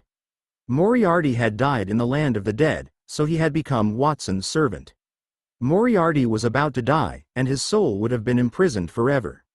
That was the prediction made by the Pen of Truth, which was consistent with the situation. Of course, in addition to Moriarty, Watson had also fused a platinum-tier heaven-devouring Rat King. Whoosh! There was a piercing sound, and Watson turned around to look. The heaven-devouring Rat King that he had just fused floated in the sky. It had shrunk to the size of a palm. It turned into a stream of light and flew to his shoulder. Its tiny claws grabbed onto the corner of his torn clothes. Its platinum-colored eyes looked around as they flickered with a clear light. Platinum-tier synthetic magical beast. The heaven-devouring Rat King. Earth, fire, water, light, and darkness. As it is a man-made magical beast, the heaven-devouring Rat King has all the attributes. Abilities. Magic duplication. Able to use all the magic that has been devoured. Combat skill duplication. Able to use all the combat aura of the devoured life form. Ultra self-healing. Able to revive as long as there is a little bit of body tissue left. Infinite fission. After eating, an indefinite number of copies will be produced according to the energy in the body. Common consciousness. All the Goldbiter rats have the same thoughts. Platinum tier spells. Super black hole, infinite chain devour, long distance teleportation. Additional abilities. Super magic immunity, super physical resistance, transformation, self-evolution. It seems that the heaven-devouring Rat King is quite cute. Watson could not help but smile as he reached out to stroke the heaven-devouring Rat King's tiny head. That was his third platinum-tier magical beast fusion. The heaven-devouring Rat King was weaker than the Diamond Stardust Dragon Golden Flash in terms of raw strength. It was also significantly inferior to Emperor Cluck in terms of production resources. It did, however, have its own benefit. It could divide into copies of itself indefinitely. The heaven-devouring Rat King could divide itself into many copies as long as it ate a sufficient amount of things. It would be ideal to disperse the Goldbiter rat swarm across Black Moon Town's underground and serve as a surveillance team. A single heaven-devouring Rat King could theoretically raise Black Moon Town's defensive strength by several orders of magnitude. The Goldbiter rat swarm could also be sent out to harvest resources. Previously, Watson had left a large amount of resources near the Dragonspine Snow Mountain after the fusion at the Misty Forest. It would take at least a few years to empty those resources. However, it was different with the Goldbiter rats. They moved faster and more stealthily.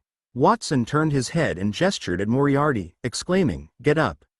He calculated the future usage of the heaven-devouring Rat King. Moriarty had died in the Land of the Dead partially because he intended to turn him into a slave and have him work for him forever to atone for his sins, and partly because he wanted to question the man. "Moriarty, could you tell me why the king destroyed the Dragonspine Snow Mountain and released you with the dreadful Goldbiter rats? Do you know why? I might know something. The king had sent me to the border to repress the people at the border. He also wanted me to undertake an experiment called the infinite fission there. The goal of that experiment was to allow one person to reproduce when they have enough energy. However, that experiment did not proceed as planned, and it was not the only experiment that the king had ordered me to do. My first strategy was implemented around 10 years ago in an aristocratic area known as the Broken Baron. It was part of a scheme to spread the plague. The basic idea behind that plan was to use the virus to resurrect the dead. The experiment was also a failure. The virus can boost the life of the human body, but it can also turn humans into brainless zombies. In addition, the virus is exceedingly contagious. I had no choice but to burn the territory. Moriarty was still outlining his purpose to Watson in great detail when an enraged shout cut him off. "You're the one. You were the one who murdered my wife and child. I am going to kill you, you scumbag." A dark figure surged from a group of Black Moon Town's residents, exposing a handsome face with jet black hair. That was the same face as Sven's, only younger. Sven had used the wish for the world ring to transform his look during the previous 3 days, but that attractive face was warped by fury and hatred at the time. You. Moriarty turned around, surprised. He gazed at Sven's expression. He widened his eyes after a long time, as if he had thought of something. You were one of them. That is correct, it is me. You didn't think I'd survived, did you? Sven spoke with gritted teeth. He approached Moriarty with his black crow-like wings outstretched. Watson had fused a significant number of Shadow of the World tree items over the past 2 days. Thousands of sun and moon diamonds dangled from them. Watson was generous enough to distribute the fruits to the first few thousand people who had joined Black Moon Castle. Aside from the refugees that arrived later, hundreds of people became gold-tier warriors. One fruit was presented to each of the maids and servants. Of course, he was handed one as well. He purposefully chose a moon diamond. He awoke a dark attribute combat aura similar to that of a gold-tier warrior. When Watson fought Moriarty, many people in the town had observed the scene, including him, because Moriarty had used the body of the heaven-devouring Rat King. Therefore, he did not recognize him as the man who had spread the virus in his territory. In the end, Moriarty had set everyone on fire. Moriarty had been free until he was imprisoned by the land of the dead and transformed into a soul. Sven's eyes were on fire as he watched his adversary get closer to him. He came to a halt alongside Watson unconsciously. He really wanted to tear the enemy in front of him into pieces, but he realized that he could not do it. Moriarty's strength was at the peak of the platinum tier and Watson had already killed him. His enemy was right in front of him, but he could not do anything. That feeling of powerlessness almost forced him to madness. Chapter 232. Heading to the capital. What are you doing, Sven? Young Master Watson is questioning him. Aren't you disrespecting him by rushing forward? When Alan and List, the 2 leaders of the Black Moon Knights, saw Sven had run to Watson's side, they were the first to react. Almost instantly, the 2 disappeared on the spot, transforming into blue waves and blue winds, respectively. They materialized beside Watson, their arms extended to stop Sven. Get out of my way, or don't blame me for being disrespectful to you. Sven gritted his teeth and yelled, his eyes bloodshot. He watched Alan and List run over just as he was mulling about how to kill the already dead Moriarty. As a result, he was unable to vent his anger at the 2 of them. Are you serious, Sven? When Alan and List heard that, they frowned. What kind of strength did they have? They had already reached the peak of the gold tier. Furthermore, they had grasped the concept of the elemental body, which could render their bodies elemental. The elemental body was analogous to a sphere of elementary law. They could control the elements in a specific radius surrounding their body by converting themselves into elements. They were not far off the platinum tier status to be able to do so. Sven was only a lesser gold tier warrior. How could he be so arrogant in front of them? They were about to take control of Sven when Watson's voice interrupted them. Wait, Alan and List. Sven, you said that Moriarty is your enemy. Are you sure? I am certain. When confronted with Watson's inquiry, Sven responded without hesitation. I'd recognize that man even if I were to burn him to ashes. My home was decimated 10 years ago because of him. My wife and 2 daughters, they were only a few years old. Sven could no longer talk. He remembered bright red flames, broken beams and floors, and people and children curled up in the fire. Tap, tap, tap. Tears streamed from the corners of his eyes. He had been a notorious and vicious bandit commander in the past. No one had ever seen him cry, but that was all he could then. My wife was a sweet and generous woman. She enjoyed helping the underprivileged. She frequently requested our cook to distribute food from our home. My 2 daughters were the most beautiful angels I have ever seen. When I read, they would lie in my arms and help me turn the pages. They'd beg to help when I am cooking. When they had nothing else to do, they enjoyed swinging in the garden. Sven's eyes lit with nostalgia, and suddenly all the hope on his face vanished, and he turned violent. They were innocent and kind. Moriarty, you are a demon without a soul. Why did you choose them to participate in the experiment? What have they done wrong? You will have to ask the king about that. I work only for him. But I already know his answer. He will probably pretend that they were chosen at random. Moriarty gazed at Sven with a serene expression on his face. Did he choose them randomly? You chose them at random? Those words reverberated in Sven's head, they nearly drove him to insanity. He charged at Moriarty like a lunatic, but Allen and List managed to stop him. They did not want Sven to go forward, they did not want him to interfere with Watson's conversation. Plus, there was a significant discrepancy in strength, and they did not wish to kill Sven. Calm down, Sven. Watson activated the strictly enforced words by waving his hand at Sven. Sven became more attentive and less angry after a gust of wind combined with chilly air blew over his face. The heaven-devouring Rat King, who stood on Watson's shoulder, squeaked and looked around curiously. I am pretty sure I understand what is going on. Moriarty conducted experiments in your territory 10 years ago, killing a great number of people. Moriarty also destroyed the Dragonspine Snow Mountain 10 years later, and it was all part of the king's scheme. Even though I am not sure about the reasons for the king's experiments, it is clearly not a good thing. I believe you should despise the king even more. Aside from the 2 catastrophes cited by Moriarty, Watson was also aware of other disasters. The moon-eating sky wolf that killed Nightingale's parents, for example, was also a magical beast created by Moriarty's research, and the demoness church that was formerly popular in the kingdom was wiped out. Still, traces of it were planted on the boundary. Perhaps the king had intended to create more magical beasts for the winter so that they would devour more humans. If that were the truth, then someone else must have been carrying out those tasks before Moriarty. The occurrences during the winter had been ongoing even before the man's arrival. When Watson considered it, he shuddered with terror. He was at a loss for words when it came to describing the king. According to what he knew, the other party was not a good guy. Are you kidding me, young Master Watson? Sven panted profusely. He had one goal in life, and that was vengeance. He had joined Black Moon Town to gain more authority. Moriarty was right in front of him, but Watson told him to look for the king instead. Even if he worked his entire life, he would not be able to kill the king, not with his identity. He could not do anything even if he knew the king was the mastermind. He might as well deal with Moriarty first. I will not tell you to let go of your hatred, Sven, since ordinary people prefer to do the easy thing over doing the right thing. I only have one thing to say: torture Moriarty or make him disappear, and you'll have let the king free. Are you happy with that? How can I be happy with that? But, young Master Watson, what can I do? Do you think I can kill the king? Sven's cheeks were swollen with tears. The gap between his class and the king's was too broad. What more could he do if he did not give up on the impossible goal? No one in this world can remain unkillable forever. If you trust me, I will help you to kill the king.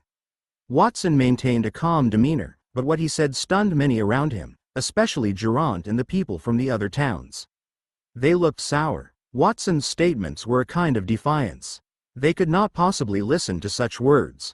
Did Watson not treat them as outsiders at all, or did he already think that he would kill them later? Watson, don't say such things carelessly. Antonio could not stand it any longer. He stepped forward and chastised the young man. He peered around them as if he was worried the king's eyes and ears would be among those present. I am not speaking carelessly, master. What do you think of our current king? I am not sure. I have not been interested in political matters in a long time. I think if a king who can't make his people happy is not a good king, let alone a king who harms his people, Watson said as he tilted his head to look at the sky. People are a kingdom's foundation, not a tool of wealth. Since the king can't please his subjects, then it is preferable to depose him. So, Sven, you don't have to be concerned. You are a Black Moon Castle resident. Your adversary is my adversary. Sven was not alone in that. Watson discovered that the king had directly or indirectly harmed many people around him. He had wanted to get stronger to protect his family, but he had found another motivation. He wanted to topple the king's cruel reign and build a new society. Young Master Watson, do you intend to go against the king in order to assist me, regardless of whether you are dealing with a person, a group, or a kingdom? Do you truly have that much guts? Sven's expression was filled with disbelief. Who was he? Who was the king? It was almost like the difference between a beggar and a wealthy trader. Only a fool would choose to aid one and offend the other. Of course, a philosopher I admired once said that there was something more important than a kingdom, and that was a person's conscience. Sven, I choose to help you because of the voice in my conscience, not because I pitied you. Do you understand now? Watson made a fist and tapped the man's chest lightly. I understand, young Master Watson. Sven's lips trembled as his sobs worsened. He had held on for so long, and he could finally let go. He knelt beside Watson, his forehead was close to the earth. He was at a loss for words. He only understood that the other party's life was more important than his own from the moment Watson said those words. It was not just Sven. The people around him were also thinking about what Watson had just said. Certain things were more important than a kingdom, and one of them was a person's conscience. They had looks of admiration on their faces. They respected Watson for being unconcerned about his strength. Watson, who was only a little older than 10 years old, had spoken such wise remarks. They felt humiliated. Some of them had lived for decades. The importance of one's conscience outweighs the importance of the kingdom. Well said, indeed. Sylvan clapped his hands in approval. His eyes gleamed brightly as if he had discovered a resonance. He had insisted on exacting revenge on the king because the king had killed his sister. It allowed him to know the essence of cruelty. Watson's comments simply expressed his innermost emotions. Watson, the words of the philosopher you mentioned. What was the philosopher's name? Can you tell me? That person's name is Roman Roland. Roman Roland? How come I have never heard of such a noble in the kingdom? When he noticed Watson tilt his head, he was perplexed. Roman Roland is not from the Holy Dragon Kingdom, he stated strangely. He is a bard from a faraway land. It was winter when I found him passed out in front of our house.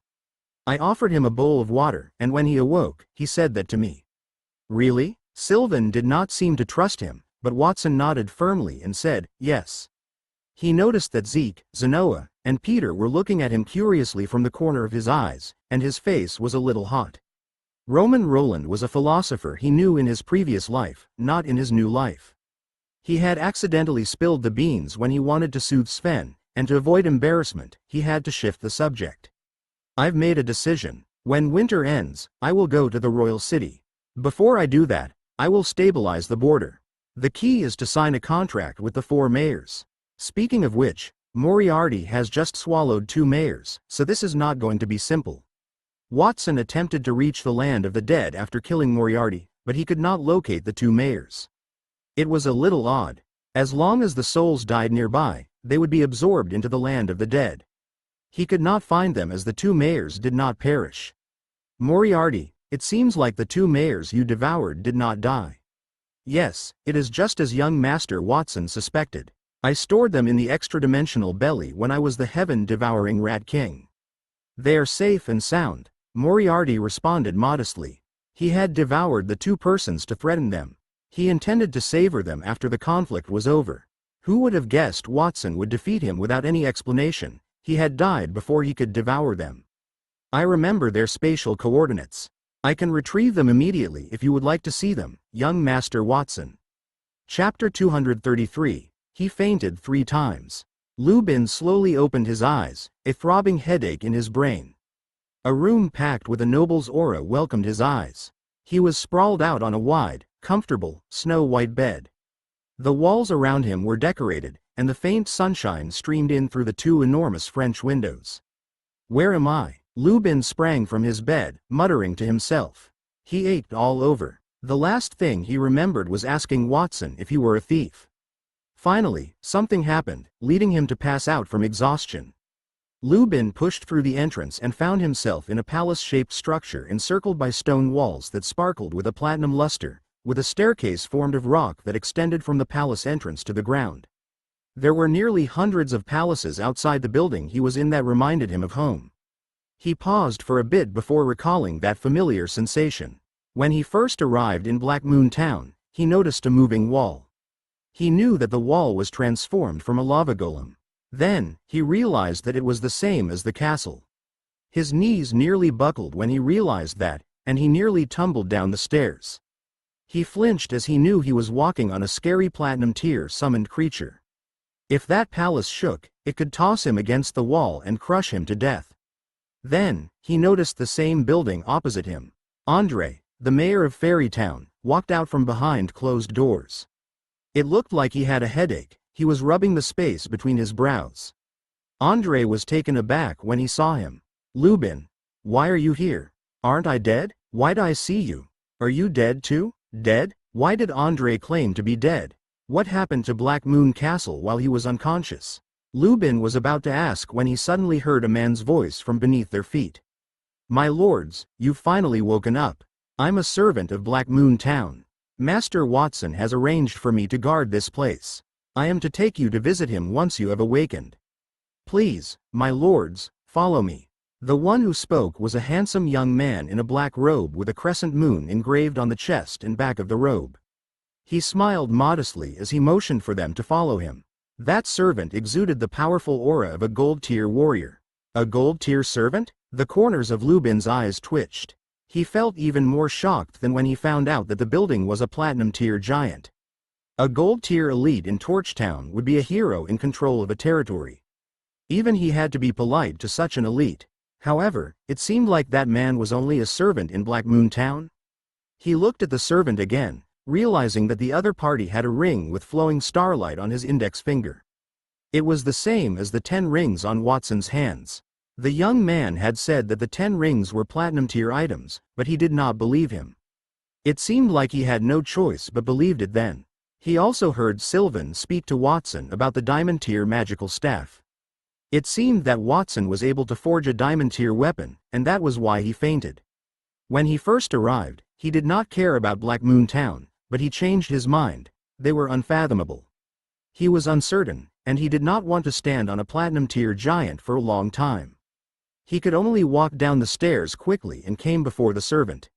He forced a smile and said, I want to have a good talk with young Master Watson. Lead the way. The servant did not move even though he heard his words. Young Master Watson is waiting for you in the city in the sky, my lords. The servant pointed at the enormous floating fortress above his head. Because of the special nature of the floating city, it is impossible to go up using ordinary methods. Therefore, I will summon a mount for you. As he spoke, the servant stuffed his finger into his mouth and blew, letting out a sharp whistle. Crack, crack. They heard 2 crisp sounds before the ground where Lubin stood split open. 2 rats as tall as a man and several meters long with 6 golden wings on their backs, which looked as if they were made of gold, crawled out with a squeaking sound. They pounced at him fiercely. Demon rat? When he saw the rat, Lubin's face paled. He took 2 steps backward abruptly and fell to the ground. Even though the rat in front of him looked different from the demon rats that invaded Torchtown and had a stronger aura, he still recognized it at a glance. It was a demon rat, and it was a rather powerful gold-tier demon rat. He did not expect such a rat would also invade Black Moon Town. A silver-tier demon rat was all it took to make their town miserable. A gold-tier demon rat could possibly kill him there. The moment he fell to the ground, one of the gold-tier goldbiter rats had already run up to him. Its cold and wet nose sniffed his body. Then, it opened its mouth, revealing its long and sharp fangs. Saliva dripped down its teeth and landed on his face. Don't eat me. With a scream, Lubin reached out to cover his face. He did not manage to catch his breath and fainted. Ever since he entered that town, he had been overwhelmed by shock like a nightmare. Wake up, Lord Mayor, wake up. After an unknown amount of time, a slap finally roused Lubin. The person who slapped him was the servant from Black Moon Town. He was explaining to him helplessly. Lord Mayor, please don't panic. This isn't a devil rat, it's the goldbiter rat. Young Master Watson destroyed the real heaven-devouring Rat King and used the fusion magic to create a new one. So, the goldbiter rat swarm is now under our control. Don't worry, they won't hurt anyone. As if to verify his words, the servant walked in front of a goldbiter rat and gently patted its head. The rat rubbed against his palm and let out a small cry. It appeared very intimate. Killed the heaven-devouring Rat King? I want to talk to young Master Watson, but... Andrei's voice echoed. No one knew when he had arrived next to Lubin. But I will not ride on such a rat. I am a gold-tier warrior.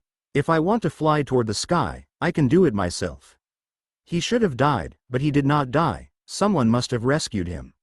He had seen it when Lubin was scared unconscious by the goldbiter rat, and someone had to wake him up.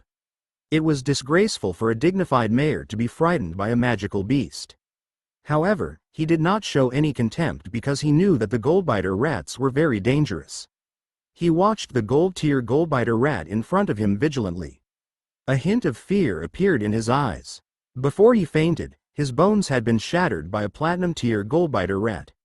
Even though he did not know whether Lord Sylvan or someone from Black Moon Town had saved him, he had already developed a fear over those rats. I don't want to ride on that rat either. Don't you have better mounts? Lu Bin also looked reluctant. When the servant saw that, he smiled humbly. Of course, we have better mounts, but if you want to ride on better mounts, you'll need to pay. How much? Not much. 100 gold coins each time. What, 100 gold coins? Lu Bin was dumbfounded. Are these mounts made of gold, or are the items on the mounts made of gold? It was only a ride, but it was so expensive.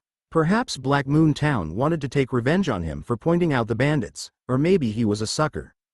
The first option was more likely. Otherwise, why would he have to suffer so much fear and torture after he had awakened? Because our mount is worth that price. If you are not satisfied, my lord, you can choose to ride on the goldbiter mouse or let me take you up. It's free, the servant replied. Wait a minute, let me see the mount you have prepared for me? It was clear that riding a gold-tier magical beast was free, but riding a better one would cost 100 gold coins. That aroused his curiosity. Since you would like to see it, my lord, I can summon it. The servant smiled and whistled at the sky again. This time, the whistle sounded different. It was long and loud, and it shot straight up to the clouds. Roar! A massive hole was torn in the clouds in the sky not long after they heard the whistle. A dragon's roar exploded across the entire town. Then, a massive dragon clothed in gleaming diamond scales wrapped itself around the nebula. It was more than 200 meters long. It stretched its wings and dropped from the sky. A significantly smaller pure-blooded phoenix stood behind the massive dragon. White flames wrapped around its feathers, and ice flowers bloomed everywhere it went.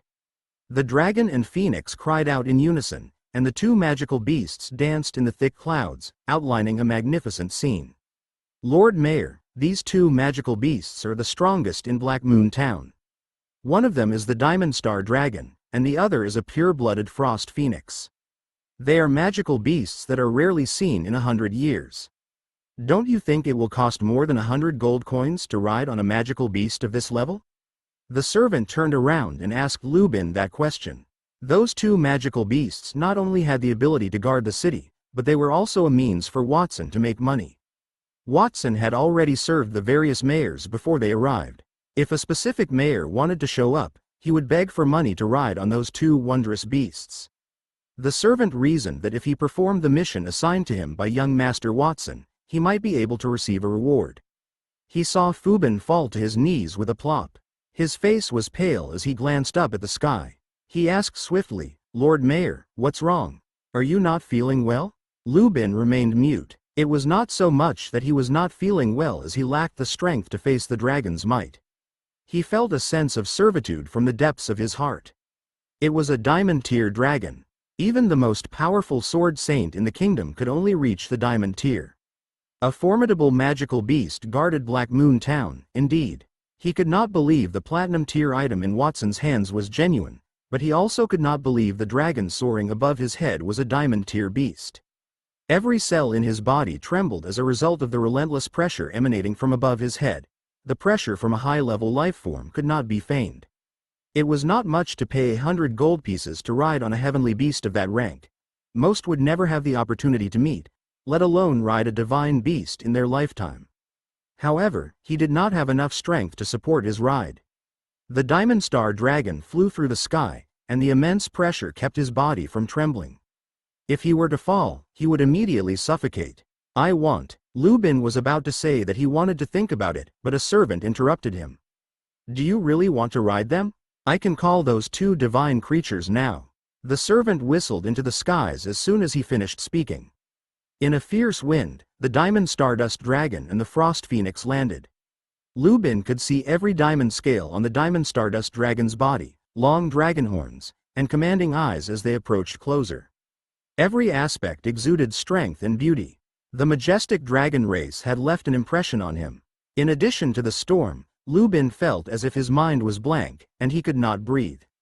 His awareness gradually disappeared. Before he passed out, he heard the retorts of Black Moon Town's servants. "No way. Why did you faint again? This is the third time today. Your mental endurance is too insufficient.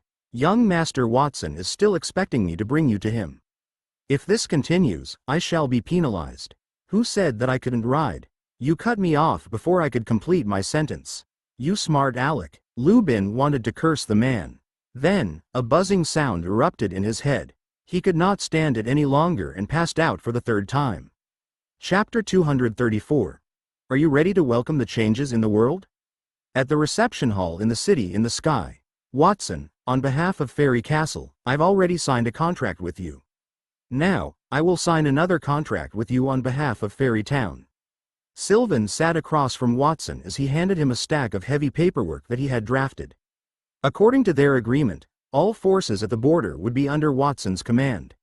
Initially, the border consisted of a castle and 4 towns.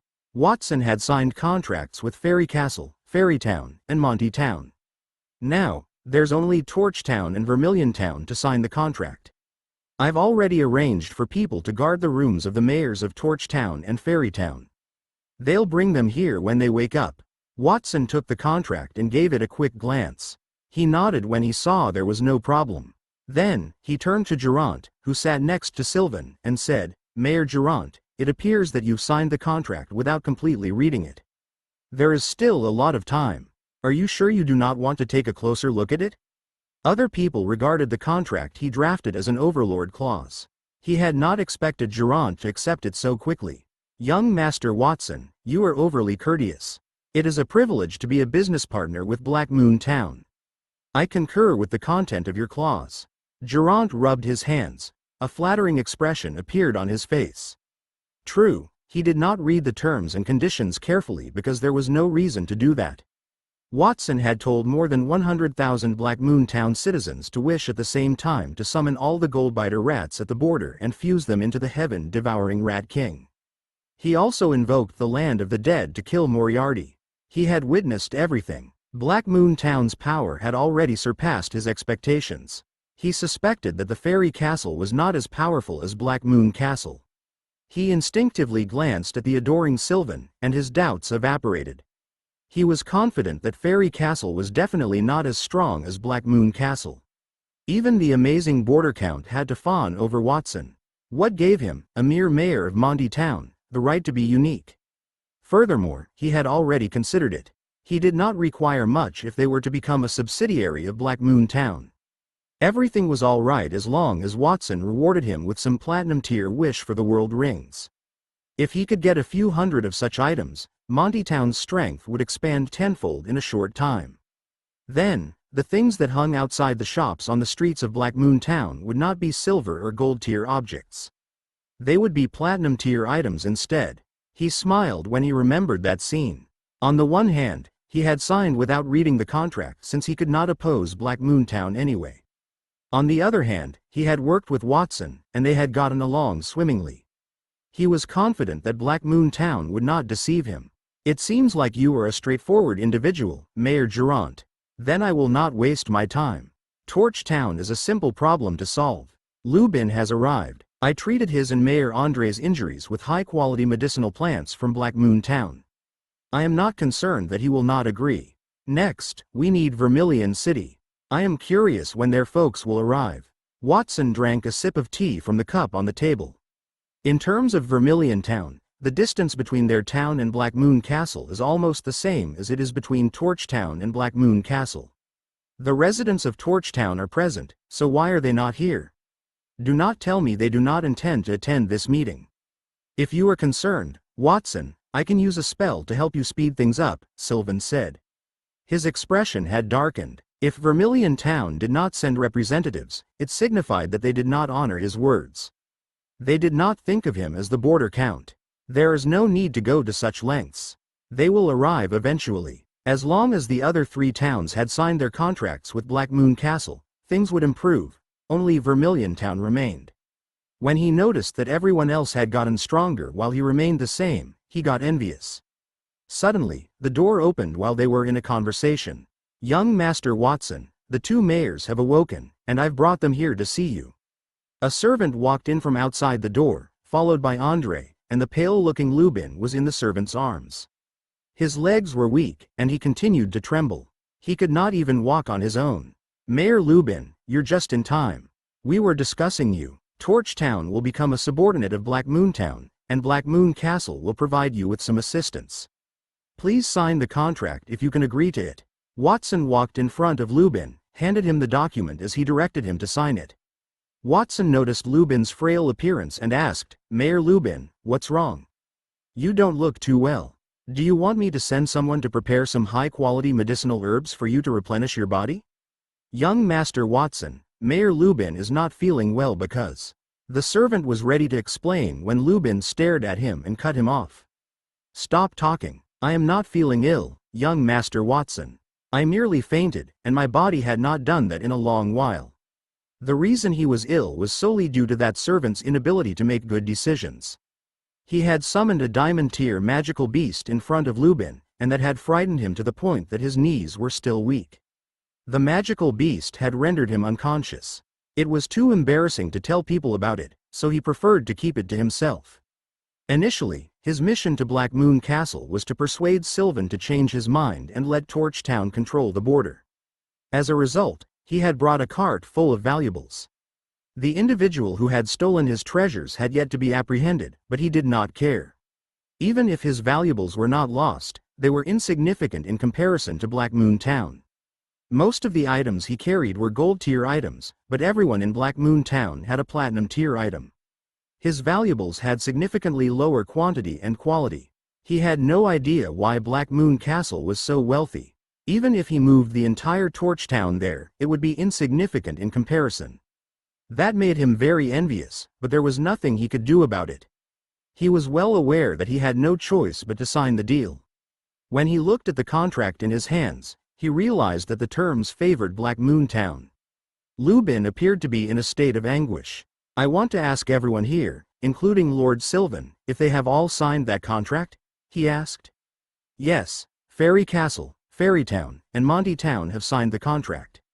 Only Torch Town and Vermilion Town have yet to sign it." Durant wore a solemn expression on his face. "Lubin, you can't sign the contract if you believe it is unfair to Torch Town." He wished Lubin would not sign it. It would allow Monty Town to have more power. "Durant, when did you become so concerned about me? If you do not want me to sign it, then I am required to do so." Lubin snorted harshly as he signed the contract. He and Durant were competitors. If Durant did not want him to sign the deal, it meant that it was advantageous to him. Plus, Lord Sylvan had already signed. What did he have to say if he did not sign it? Durant displayed a sorrowful expression on his face when he realized he had failed to persuade Lubin. "Even though I signed the contract, young Master Watson, the details of the contract are a little, well, I would like to ask you a question. You said that you would support Torch Town. What do you mean precisely?" Lubin asked with a troubled expression. The contract was riddled with tyrannical clauses. Even though he knew Black Moon Town was wealthy and did not need to deceive him, he was still concerned. "Do not be concerned, Mayor Lubin. You are now Black Moon Town's partner since you've signed the deal. Black Moon Town is always kind to its partners. I am not sure whether you have heard the phrase, if you want to get rich, construct a road first. Every route leads to the kingdom." Lubin was perplexed by Watson's half-smile. "Yes, I have heard that. King Landhar I, the Holy Dragon Kingdom's founder, had said that. He was able to open up his territory back then because he built a route between each fortress. It enabled the fast transfer of resources and troops, allowing the adversary to be defeated before they could even react. That was a pivotal moment in history. The battle was dubbed the Lightning Attack and Defense War. That saying was well known across the kingdom. He did not know why Watson would ask that question. What did he mean? As he thought of something, Lubin's expression changed. "It seems like you finally know what I meant to do, Mayor Lubin." "Yes, the first beneficial thing I want to do for the three towns is to build a tunnel connecting them." Watson approached the door with his hands behind his back. His voice was soft, yet it shook the entire room. "Mayor Lubin, you have misplaced something in Black Moon Town. I have caught the perpetrator and punished him severely. Unfortunately, there is no way to recover the items. In exchange, we will build the road from Black Moon Town to Torch Town first. A new era is on its way. I want to ask everyone here, are you ready to welcome the change in the world? Watson stretched his combat aura wings and transformed into a streak of light as soon as his voice fell. He flew out of the gate and into the sky above the city. Everyone in the hall swarmed out like bees, arriving at the outskirts of the metropolis in the sky. Many maids and servants there gazed reverently at Watson. They talked in whispers about what was to happen. It was not only them, but the Black Moon Knights and Watson's family members peered out of their chambers as well. It was a startling occurrence every time Watson performed something. At the time, no one knew about the earth-shattering actions young Master Watson would take. Watson extended his right hand toward the ground, drawing everyone's attention. "Come forth, Goldbiter rats." Boom! The ground shook, and a swarm of Goldbiter rats dug into it. Each rat carried a platinum-colored ore in its jaws and bolted in the direction Watson had indicated, heading west of the town. They dashed westward with the wall as a starting point, depositing the ore in their jaws to pave a long platinum-tier tunnel. The Goldbiter rats carried the ores from Dragonspine Snow Mountain. While Lubin and Andre were unconscious, Watson consoled Sven before taking Durant and the others to the city in the sky to sign the deal. Simultaneously, he broke the newly fused heaven-devouring Rat King into numerous underlings and used a long-distance teleportation spell to reach the Dragonspine Snow Mountain. They managed to transport a portion of the platinum-tier ore that he had fused previously. The platinum-tier ores strewn over the earth mirrored the sunshine in the sky, dazzling everyone's eyes. Everyone's mouths sprang open in amazement. However, they were even more stunned when Watson clenched his fist and yelled at the platinum-tier ores strewn across the ground. Fusion System, activate. Chapter 235, The Fused Magical Tunnel. As soon as Watson's voice fell, all the platinum-tier ores on the ground instantly turned into rays of light and fused together. It was not only the ores, but many of the Goldbiter rats were fused as well. After the rays of light dissipated, a more than 10-meter wide metallic road appeared. It extended to the endless west. Torch Town was located in that direction. There were no words to describe that spacious path. The platinum-tier road was spotless, and one could only vaguely see specks of starlight. It was smoother than a mirror. If a person walked on it, it would clearly reflect their appearance. A magic circle looked like a vortex at a certain distance from the road, and mysterious runes were engraved on it. Active magical teleportation channel. The furthest distance is from Black Moon Town to Torch Town. Abilities. No Fall Fortress. That channel has the resistance for high-tier physical combat, high-tier magic, and high-tier corrosion. It will not deteriorate or age. Extreme speed. There is no need to walk on that channel. The road will automatically push people forward. The speed is 1,000 times faster than a carriage running at full speed. Additional abilities. Spatial Teleportation Magical Array. The passage has a spatial magical array every 100 meters. You can use gold coins to activate the magical array to teleport to any point on the course. Goldbiter Rat Summoning. When you encounter an enemy on the route, you can use gold coins to summon the projection of a Goldbiter rat to face the enemy. The number of gold coins consumed will differ from the number of gold coins summoned. Platinum Protective Shield, against creatures and non-creatures walking on the passageway. The information appeared after the Platinum Tier active magical teleportation channel was built. Watson nodded in satisfaction. Since it had fused with the Goldbiter rats, the channel could push people forward automatically. He felt that that road should not be called a magical teleportation channel but an escalator. It was the kind of escalator that was as fast as a rocket. That was an epic-making magical tool. The passage would considerably boost the pace of travel to and from the various towns. Even if one took the quickest route from Torch Town to Black Moon Town, it would take 2 days. One might appear in an instant if one spent money on it. Those small merchants who were hesitant to spend money could also cut their travel time on that road by 10 times, and they could arrive in a matter of hours. Aside from speed, the safety of walking on the road had substantially improved. No magical beast or thief could kill people or steal goods near that passage. It would save the 2 towns a lot of labor and resources, which they could use to do other things. Creating a road in an instant? What kind of magic is that? Lubin sat on the edge of the garden outside the city in the sky as he looked downward. His eyes were the size of an egg. Even as a spell, it was incredible. He was concerned that by signing the contract provided by Watson, he would be duped. He was no longer concerned. He could see that the tunnel's metal was platinum tier. Torchtown's strength would be increased tenfold if he only took a piece of it and produced a few hundred sets of armor and weaponry. This passage is made of platinum tier ores. It looks like Black Moon Town is a little too rich. Durant was only a short distance away from Lubin. He sighed and rubbed his forehead. He knew that Black Moon Town was rich and generous. They were willing to equip everyone with a platinum tier ring. However, supplying tools and fusing them into a path was different. Weapons could kill enemies, but everyone, including ordinary folks, could use the course. It was hard to imagine the number of platinum tier items that could be forged from the resources used on that spacious road. Even Durant was reluctant to walk on such an expensive road. Andrew from Fairy Town was so shocked that he could not speak. He put his hand over his heart and panted heavily. He was already very old, and his heart was not very good. He could not withstand such a shock. It is as one would expect of young Master Watson. He could even use fusion magic to create a road? With this road, it will be much more convenient for us to go to the west of the border. We don't have to walk through the forest and take the rugged path anymore. Furthermore, there are magical arrays engraved on it. Perhaps it has other uses. I really want to go and try it now. The servants in the floating city whispered to each other. In comparison, they appeared very calm. That was because they had seen Watson create miracles too many times, and they were already numb. Watson, the path you created. What is the use of that path? Can you explain it to us? Sylvan muttered to himself. He was very conflicted about whether he should use that astonishing magic to construct a path. He stood with Antonio. The two of them gasped when they saw the magical passage that Watson had created.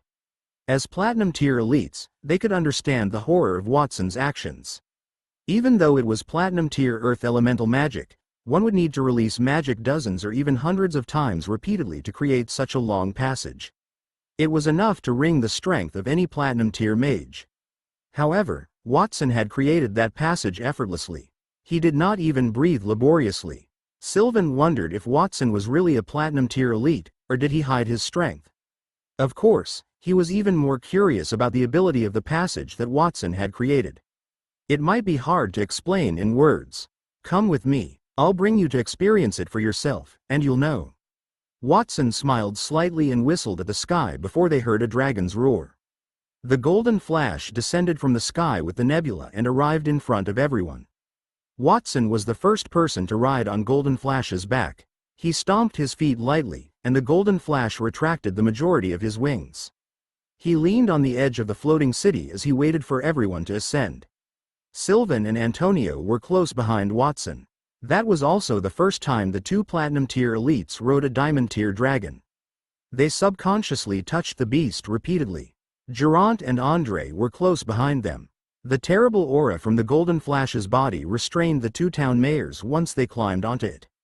Their cheeks were pale, and they gripped the diamond scales on Golden Flash's back with both hands. They did not dare to let go. Finally, it was Lubin's turn. Lubin was extra cautious because he had fainted when the Golden Flash's aura repressed him. Fortunately, Watson was present at the time, and the aura of a high-tier life form that the Golden Flash had defeated was not as powerful. He ascended with ease. After everyone had taken their places, Watson said, "Get down." The Golden Flash immediately spread his wings and turned into a meteor that fell rapidly, bringing everyone to Black Moon Town's west gate, which extended for more than 10 miles. However, with the Golden Flash's speed, they arrived in mere seconds. Watson, Sylvan, and Antonio were the first to go down, followed by Durant and the other two. The three mayors had arrived before they could react. The weightlessness made them hold their screams in their throats. They only screamed after they got off the Golden Flash's back. They ran to the ground so quickly that their legs nearly buckled. Lubin held onto Andre's body and bent down to vomit. It was an incredible experience to ride a diamond tier dragon, but it was not for everyone. After Lubin finished vomiting, Watson led everyone to stand on the magical passage that had just been fused. Whoosh! When they arrived at the platinum tier passage, they did not have time to examine its look closely since they heard a quiet sound. A platinum-colored protective barrier the height of a human appeared on each of their bodies, totally encompassing everyone within it. Then, the magical passage beneath their feet shook, and they began to travel forward at a quick pace. Before they could recover from the dizziness of riding on the golden flash, they saw the scenery around them flew past at a rapid speed.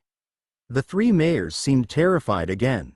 Fortunately, the rapid movement had a protective barrier. They could only sense a faint breeze that blew past them. They eventually relaxed and began to take in the sight around them. I have to admit that it is the most novel magic I have ever experienced in my life. André no longer covered his chest with his palm.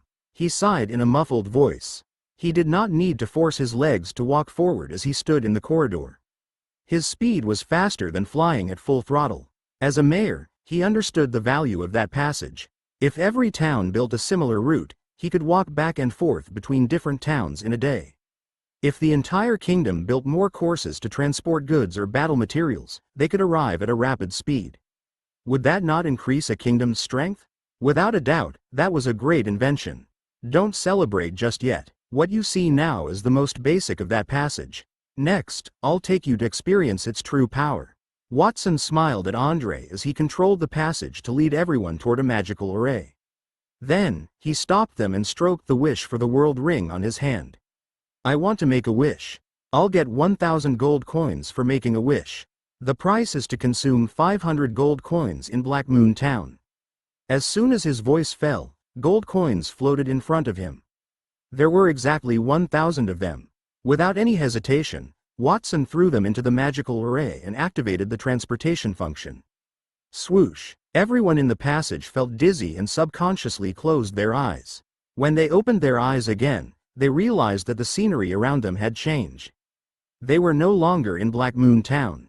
There was a wall that was more than 10 meters high in front of them. Torches were hung everywhere in the town, and the guards on the wall looked tired as they patrolled. Torch Town. This is Torch Town. Am I home? Lubin rubbed his eyes. His mouth was wide open as he stared at the familiar town in front of him. It had taken him 2 days to arrive at Black Moon Town from Torch Town with the help of a gold-tier war chariot. However, it only took him an instant to arrive at Black Moon Town then. It was so unbelievable that he thought it was a hallucination. It was not only him. Even the powerful Sylvan and Antonio could not speak at that moment. They looked at Watson as if they were looking at a monster. They had just experienced a passage that could move on its own and were so shocked that they could not speak. They were even more flabbergasted when they reached Torch Town in an instant. They were not only surprised by the spell used in that passage because they could also use teleportation magic. However, they were amazed that Watson could think of combining a teleportation spell with the path. With that magic, even a mortal without any power could travel like a great mage. That was something that had never happened in the kingdom. One could only enjoy the conveniences of life when one became stronger.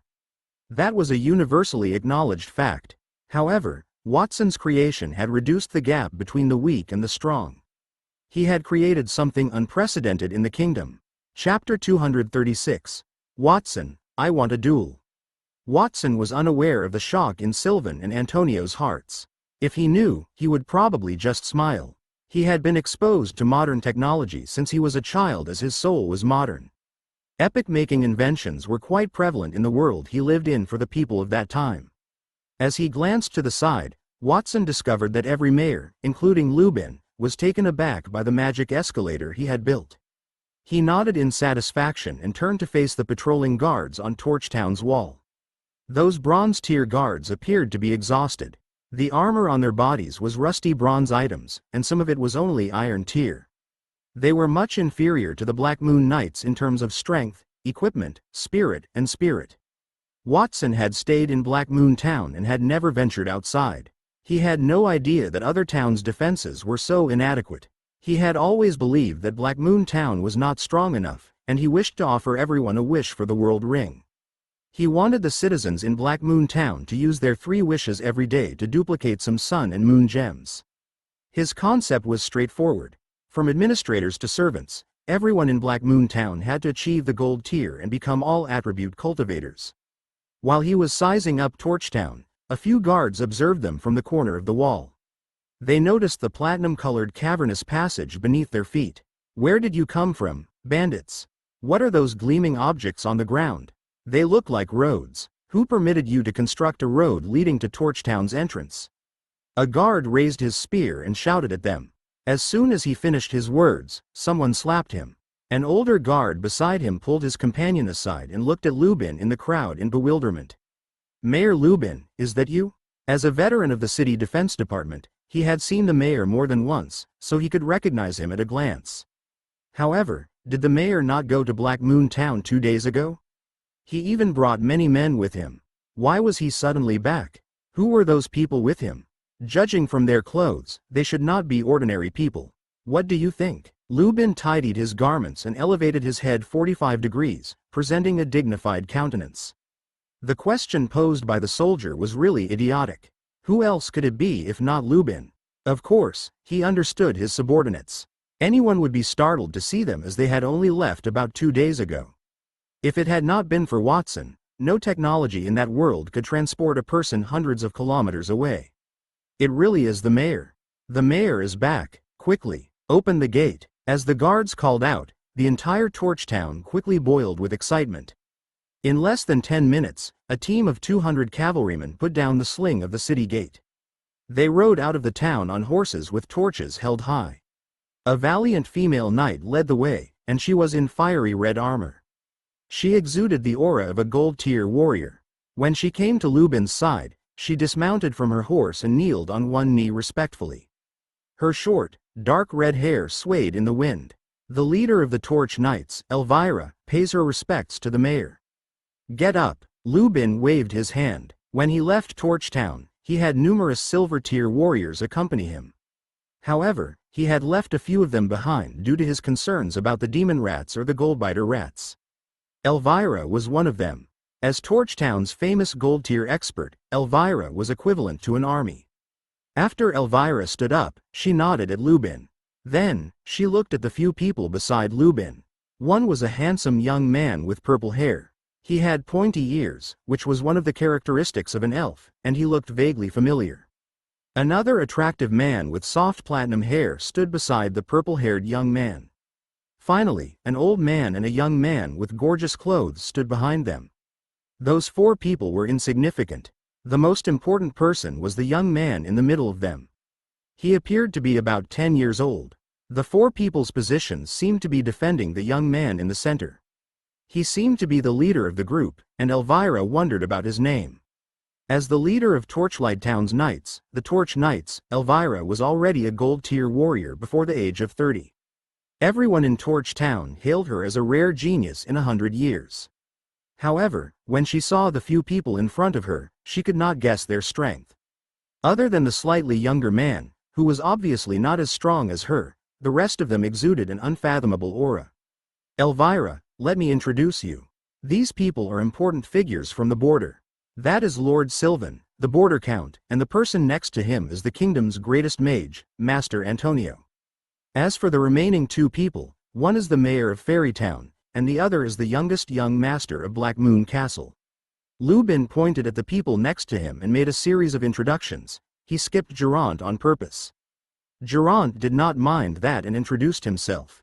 I've long heard of Miss Elvira from Torchtown. Your gold-tier warrior reputation precedes you. Your strength is not only outstanding, but you are beautiful as well. It's really unfair for a talent like you to stay in Torchtown. I wonder if you'll be interested in working in my town? Oh, I almost forgot to introduce myself. My name is Durant. I'm the mayor of Monty Town. Despite the fact that the 4 border towns were about equal in strength, the situation in each town was unique. Fairytown, for example, was powerful because it was linked to the border count. Monty Town was a believer in liberty.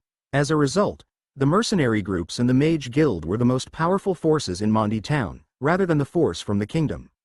Torchtown was a little different. Torchtown's distinct culture contributed to the town's high level of cohesion.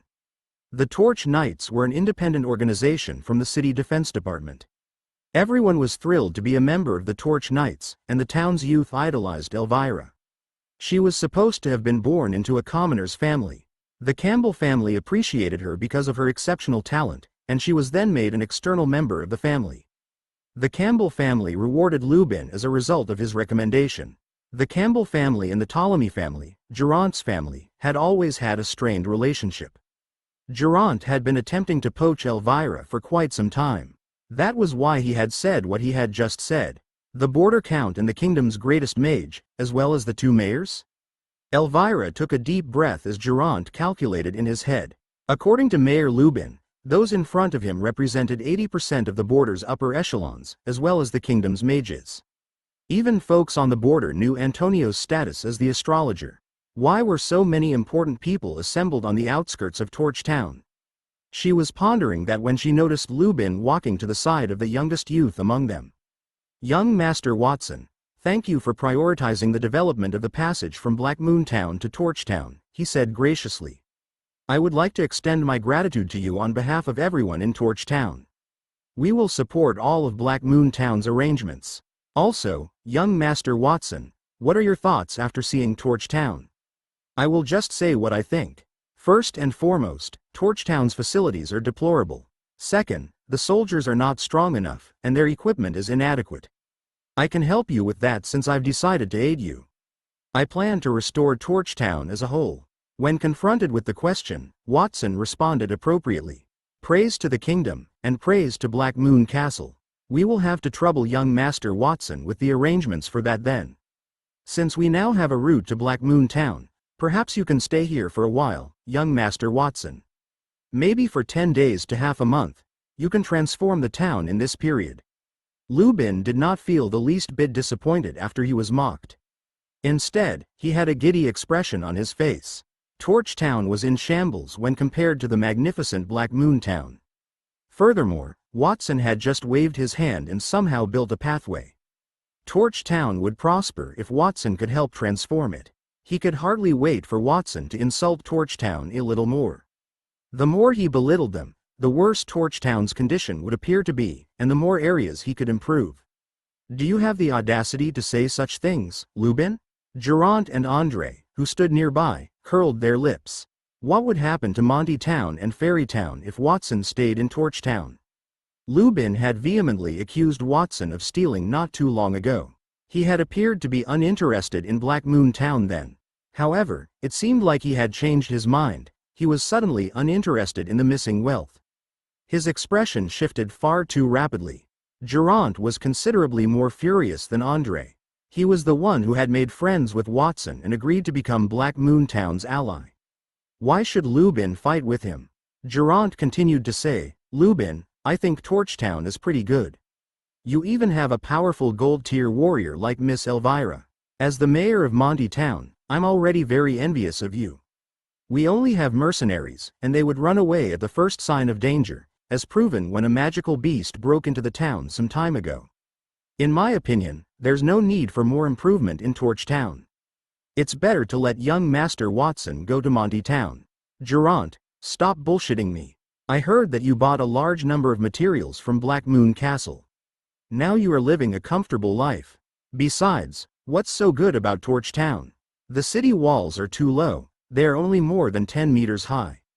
Any random mound would be taller than that. The warriors in charge of patrolling don't even have decent armor. Not to mention the knights, they're useless. Even the Goldbiter rats can defeat them easily. Lubin hurriedly refuted Durant's words. However, someone cut him off before he could complete his sentence. Mayor Lubin, that's enough. Are you so displeased with Torch Town and our knights? Elvira was the one who spoke up. She appeared to be upset. She has been a dedicated leader for many years. She had worked hard despite the fact that she had little merit. She had no idea Lubin would see her in such a way. Even people from other towns wanted to keep her. Lubin, on the other hand, had belittled her. Even if he were an arrogant man, he should not have said such nasty words. What was his problem? Elvira, I think you have misunderstood me. I didn't mean it that way. Lubin's expression was a little awkward. He had deliberately pretended to be miserable so that Watson could rebuild the town, but he had forgotten to organize his words. Mayor Lubin, you don't have to say anything else. Elvira took a deep breath, and her expression became solemn. She approached Watson, drew the sword from her waist, and pointed it at the tip of his nose. Your name is Watson, right? The mayor only insulted Torch Town because of your words. I do not care who you were or why the mayor is so nice to you. Torch Town is where I grew up. Everyone here works hard for a living, and it is challenging to hear outsiders dismiss them. So, I would like to challenge you to a duel. If I win, you are free to leave. Torch Town doesn't need help from people like you. Elvira was a knight, so she could not get mad at Lubin. So, she took her anger out on Watson.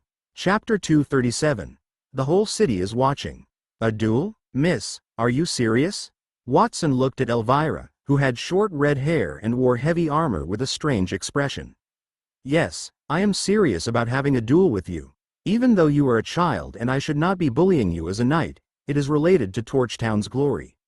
Please forgive me for refusing to back down. Elvira raised her arm, holding the blade directed at Watson's nose. People around her became silent when they heard her comments, including Sylvan and Antonio, who gazed at her with sympathy and admiration. Sylvan, in particular. He had faced Watson once before on Dragonspine Snow Mountain, but he had lost. Watson was merely a gold-tier warrior and mage at the time, but he had entered the platinum tier since then. Even he had no idea how powerful Watson had become. Lubin also reacted. He stepped in front of Elvira and pulled a sword in her hand. With a stern expression on his face, he chastised her. What are you doing, Elvira? Young Master Watson is my guest. Raise your sword to the guest. What is your etiquette as a noble? I don't think this person is a guest. Elvira made eye contact with Lubin without any hesitation. In Torch Town, she resided with a commoner's household. Her parents were not particularly cultured, but they had taught her that a person's greatest virtue was to do the right thing from a young age. That helped her build a strong personality. She was certain that she was right, and no matter what Lubin said, she would not change her mind. Elvira, I believe you no longer wish to lead the Torch Knights. Do you suppose I should fire you if you continue to behave recklessly? Lubin raised his right hand as if about to strike. Elvira just stood there calmly watching everything. There was not even a hint of anxiety on her pretty face. Mayor, I am defending the honor of Torch Town. Please step aside. I do not care how you punish me after my fight with that child. Lubin was taken aback by Elvira's statements and was at a loss for words. Antonio smiled and said, What a tough young lady. I understand how you feel. No one should be vilified, especially when they are a mighty knight. You can fight my disciple if you insist on it. I can be the judge. I appreciate your patience, Master Antonio. Then that is decided. Wait, disciple? Who did you say was your disciple, Master Antonio? Elvira first smiled gratefully at Antonio, believing him to be the best mage in the realm. He was very wise. Then she sensed that something was wrong. Antonio had asked her to fight his disciple. She should not have misunderstood him. She was not Antonio's disciple, so that would mean. As if to put her prediction to the test, Antonio pointed to Watson and said, It is him. The young man you are about to fight is my disciple. Buzz. Elvira's mind raced. Her face was flushed with disbelief, and her body shook. Even though the boundary was far from the royal city, Elvira was familiar with rumors about the astrologer. Not a single cultivator in the entire kingdom was unfamiliar with Antonio. The man was known for his ability to educate rather than his power. More than half of his students had attained platinum tier. There was a saying in the kingdom. How could one prove that a person had extraordinary talent? One only needed to get a nod from Antonio. Unfortunately, Antonio had been residing in the Star Temple in recent years and no longer accepted disciples. Even if a great noble went to him for an audience, it would be futile. Antonio had unexpectedly broken the commandment. Elvira could not help but gaze up and down at Watson as she reflected on that. Watson, she thought, did not seem to be anything special, aside from the fact that he was good-looking at such a young age. She had not understood why Mayor Lubin treated Watson so politely and why the astrologer would take a fancy to him. She felt disgusted when she realized what had happened. If Elvira had only wanted to duel with Watson to protect the dignity of Torch Town and drive Watson away, then she had another reason for the duel. He must have acted arrogantly because of his master or father's aristocracy. A wealthy second-generation elite was not uncommon in Torch Town. That was the type of person she despised the most. He had mentioned Torch Town casually and took advantage of the fact that his master was Antonio. Watson, in her opinion, was such a person. Miss, it seems that you are very hostile toward me. If it is because of what I just said, then I have to apologize. I don't mean to belittle Torch Town. Watson looked helpless as he shrugged. I'm just telling the truth. And you have spoken to them. What's the difference between apologizing after saying it and admitting guilt after killing someone? Then what do you want? Torchtown has a place for duels. Follow me. Elvira concluded her speech and turned to enter Torchtown. It would have been great if Watson had not explained, but she became even more enraged after he did. What did he mean when he said he was telling the truth? It was acceptable if Watson had purposefully dismissed Torchtown. After all, it was not the whole truth. If Watson said he was telling the truth, would that not imply Torchtown was not good enough? That made Elvira, born and raised in Torchtown, believe that the town was not all that bad, so she decided. She would undoubtedly teach Watson a valuable lesson about suppressing his arrogance later. Watson had no choice but to follow Elvira as she walked into town. It is entirely my fault, Master Antonio, for not educating my subordinates well. I have failed in my duties as the mayor of Torchtown. Lubin's face was sorrowful as he watched the two walk away. Elvira was a stubborn lady, but he did not anticipate her to be that headstrong. It would be fine if Watson were to win. However, if he lost, would Black Moon Town not look bad? What if he was injured again? Lubin would never dare to imagine such a scene. It was not easy for him to be given the opportunity to help Torchtown flourish, but Elvira had spoiled it. He truly wanted to grab Elvira's ear and chastised her if they did not have those notable guests. Do not blame yourself, Mayor Lubin. The duel can help to improve their connection and reduce tension. I have not been to Torchtown in a long time. Just think of it as a soothing experience. Lubin, go make the necessary arrangements. We can't be hasty because the duel concerns Black Moon Town and my teacher, Antonio. It is preferable if everyone in Torchtown sees it, Sylvan remarked gently. His concept was simple. Watson would surely win that duel. It was preferable to let the entire Torchtown see it and publicize Black Moon Town's might. It would make it easier for the residents of Torchtown to accept the matter of becoming an affiliated town and benefit from the circumstance. He was confident that Watson would be grateful to him as well. Lubin was upset. It was great to let Elvira fight Watson, but the entire city had to witness it. It was easy to imagine how disappointed the citizens of Torchtown would be if they lost. It would be even worse if they won. Black Moon Town would not be in a good mood, so it would not be easy for him whether he was to win or lose. Furthermore, Durant had been gloatingly chuckling at the side since the beginning. He commented on Torchtown's greatness and how they had the talent to compete with young Master Watson. He even said that it would not have happened in Monty Town and how he was envious of Torchtown. He was irritated because those words were meant to ridicule him. Chapter 238. Betting with 1,000,000 gold coins. Sigh, so be it, I suppose. It just so happens that I have not had a real battle with anyone since I advanced to Platinum Tier. All I can hope for is that it will be over soon. I will be able to improve the town after the duel ends. After Torchtown, there are still many spots where I need to create roads. They had been in Torchtown for about an hour. Watson and Elvira would simply have to decide who would win secretly, according to Watson's plan. Finally, Lubin used the magical loudspeaker equipment in the city hall. He declared to the entire community that the elites of Black Moon Town would face Elvira on the round arena in an hour. That news shook the entire community to its core. Elvira held a high position in Torchtown, not to mention how much everyone adored her. At least 90% of the population loved her. When they heard that the duel involved Elvira, people ran toward the arena. Many shops were even closed. Watson groaned and looked around at the bustling setting. He opted to go for a solitary walk around Torchtown as it was not time for the duel yet. He would be able to renovate the town more readily if he knew the specifics of the area. Torchtown's structures were clearly not as strong as those in Black Moon Town. Outside the dwellings, the rocks were all iron tier. Some of the houses were composed of mud and wood and were flimsy. The rat teeth marks on the house walls were confirmation of that. Watson learned that a swarm of goldbiter rats had invaded Torchtown.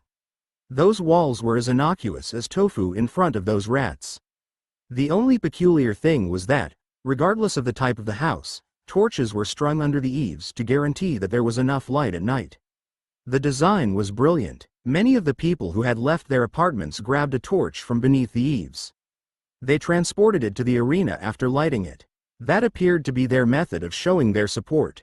After looking at the buildings beside him, Watson looked up and looked into the distance. Watson gazed up and into the distance after staring at the buildings beside him. Torchtown's structures were vulnerable. The City Hall, the research facility, and the Torch Knights' headquarters were all located in the center. Outside were the nobles' courtyards. On the outskirts, there was mixed-income housing for commoners and the impoverished. There was a clear distinction at first glance. The circular arena stood between the noble district and the City Hall. That arena has a multi-decade history. More than half of Torchtown's festivities were hosted there each year. Watson would need 20 minutes to walk from the town's entrance to the circular arena. He estimated the time and decided it was time for him to leave. The closer he was to the circular arena, the more people he saw. When he approached the entrance, Watson discovered 20,000 to 30,000 people in front of the enormous Roman-style building that covered thousands of square meters. That was the first time he saw so many people outside of Black Moon Town. That was not all of them. There were still people on the way there. Have you heard? Our commander is going to duel with someone. I wonder who the opponent is. How could he be qualified to fight with the commander? A young girl dressed like a knight leaned against the wall of the circular arena. She was holding a long sword and had an enthusiastic expression on her face. Who cares? He is no match for our commander. It is time to make a wager. Bet on Commander Elvira's triumph on the left side. Place your bet on the challenger's success on the right. The challenger's current chances are 1 to 100. Many people were conversing with one another. Some people even set up a betting booth outside the circular arena. Several residents said, I wagered 10 silver coins on the commander's victory. I wager 1 gold coin. That is the sum of my assets. They dashed forward to place their bets and were prepared to pay for it. However, they were halted by a middle-aged guard before they could make a move. The middle-aged guard signaled for them not to be confused, then he explained in detail. Do not bet on a whim. I heard that the opponent has an impressive background. He is Black Moon Town's young master. Do you know where Black Moon Town is? Black Moon Town? No. Several residents shook their heads in unison. The Black Moon Town, or Black Moon Castle, is an emerging force at the border. In just a few months, it is reported that its power has grown to the level of a normal town. Didn't the mayor leave 2 days ago? That was where he went. It's okay if you don't know the border count and the kingdom's top mage, the astrologer. Black Moon Town is linked to these two important people. Do you realize how powerful they are now?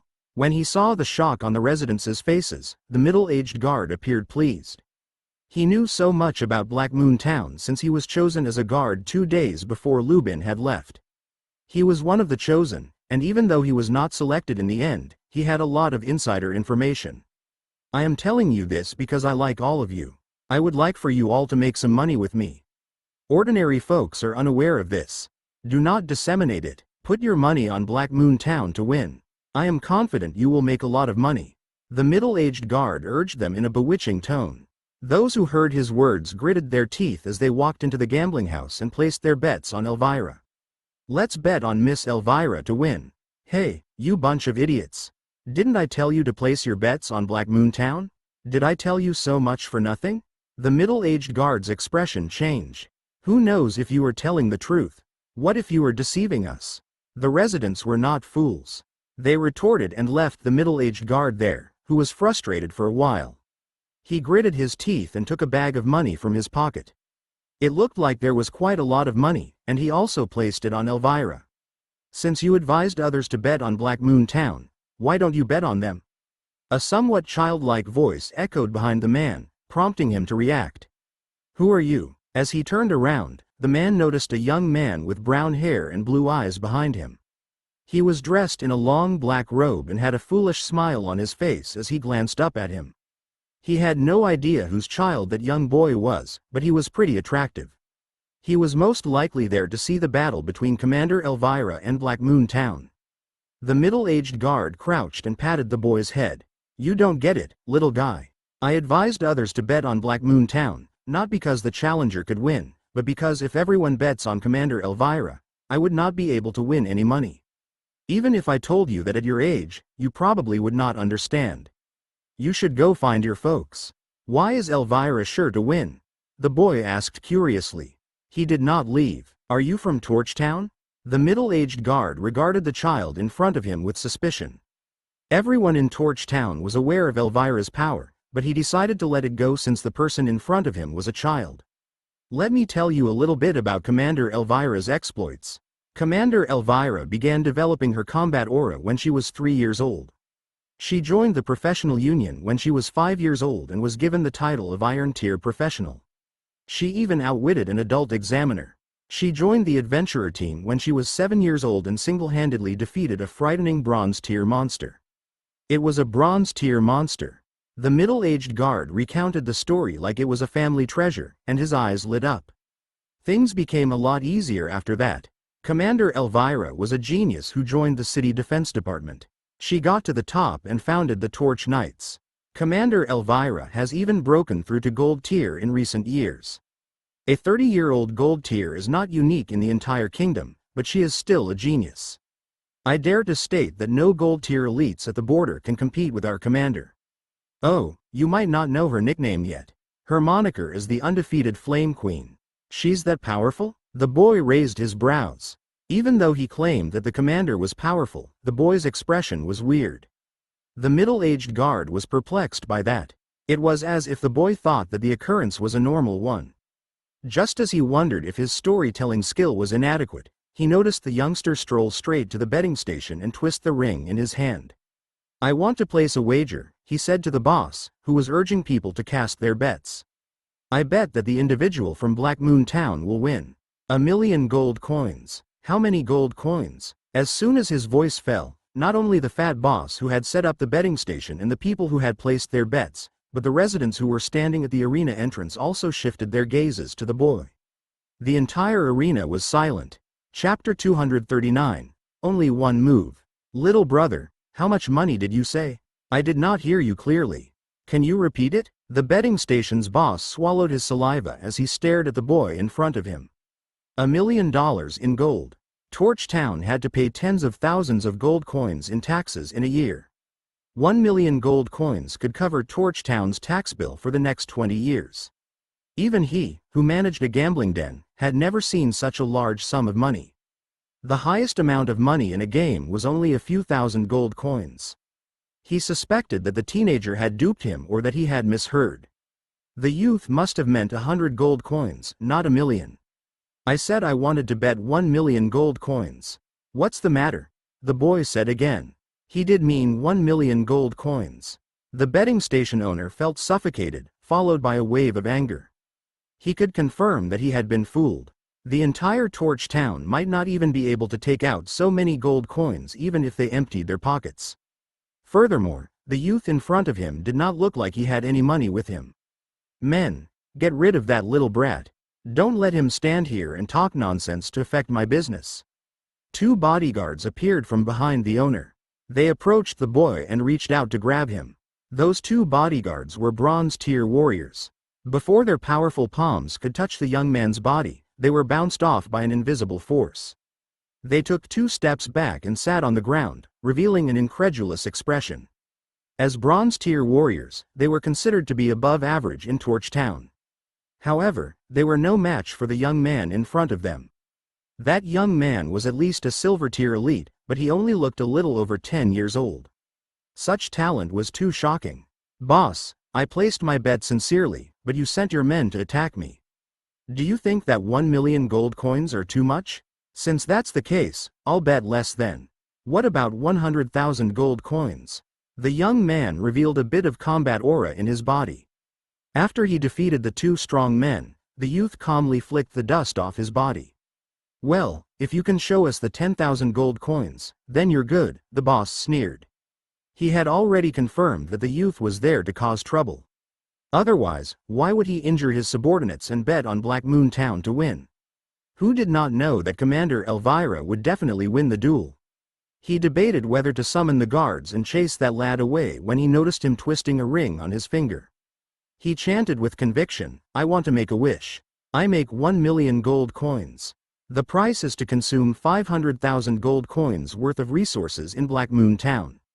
As soon as his voice faded, a massive black hole emerged above the young man's head. Numerous gold coins dropped from the sky with audible sounds when they landed on the streets or people's bodies. Those coins almost completely covered the ground. Is money actually falling from the sky? How much does it cost to cover the entire street? People around the circular arena raised their heads to look up at the sky and discovered that gold coins had taken up their whole field of vision. They sighed openly. They had forgotten to pick up the money on the ground as they were in shock. The black hole in the sky lasted 1 minute before dissipating. There were a few small mounds of gold coins on the street, 1 million to be exact. The teenager extended his right hand and clenched it in front of the coins. System fusion, activate. The gold coins on the ground instantly transformed into streams of light and fused into a sculpture dozens of meters tall and entirely comprised of gold coins. That sculpture was of that young person. The youth smiled contentedly as he admired the sculpture of his appearance. He turned to face the boss, whose face looked horrified. 1 million gold coins take up too much space, so I condensed them into a sculpture. Do you now believe that I can have 1 million gold coins? Who are you? It had only been a few minutes from the first rage of being duped, to the shock of discovering Watson's strength, to his state of panic. It was a rush of emotions, and he felt a little disoriented. It was no surprise. Anyone who witnessed a young person who could wave 1 million gold coins from the sky and instantaneously condense them into a sculpture would suspect that they were in a dream. Are you asking me? The adolescent lifted his hand and pointed to himself. Oh, I nearly forgot to introduce myself. My name is Watson, and I am the person from Black Moon Town who will duel with Elvira later. When Watson finished speaking, the entire room fell silent again. Commander Elvira was about to engage in a duel with a young child. Her opponent should at least be at the gold tier. Was the boy a gold tier elite rather than a silver tier one? The residents of Torch Town had always viewed Elvira as their pride and had shared the legend of how she became a gold tier warrior before she was 30 years old. The appearance of the adolescent in front of them, however, had broken their pride. Furthermore, the youth had made a golden sculpture. Some people began to wonder if Elvira would be able to win the duel. I heard you making noises from 2 streets away, Watson. What are you up to? A stern lady's voice could be heard on the other side of the street. Elvira approached slowly, accompanied by a couple of torch knights in red armor. Several knights raised their heads in amazement to gaze at the golden sculpture. Elvira's expression was critical. Commander Elvira, you have arrived. Everyone in the room nodded when they saw Elvira. Some of them even bowed politely. You will know when you see it, Miss Elvira. I am betting on myself. Right now, my chances of winning are 1 in 100. So, I bet 1 million gold coins on myself. Torch Town will have to pay me 100 million gold coins if I win. Would you like to join the bet? I'm not interested. Elvira sniffed bitterly in response to Watson's question. She was an upright knight who had always despised gambling. She would have arrested everyone who put up the gambling dens if not for the approaching duel. Her gaze was drawn to the sculpture Watson had fused as she looked around. Even though I'm not interested, if I win, that sculpture will become a permanent fixture in our Torch Town. Watson's creation of such a tall golden sculpture astounded Elvira as well. She had no idea Watson was so wealthy. The standard of living in Torch Town would rise several notches if she had that sculpture.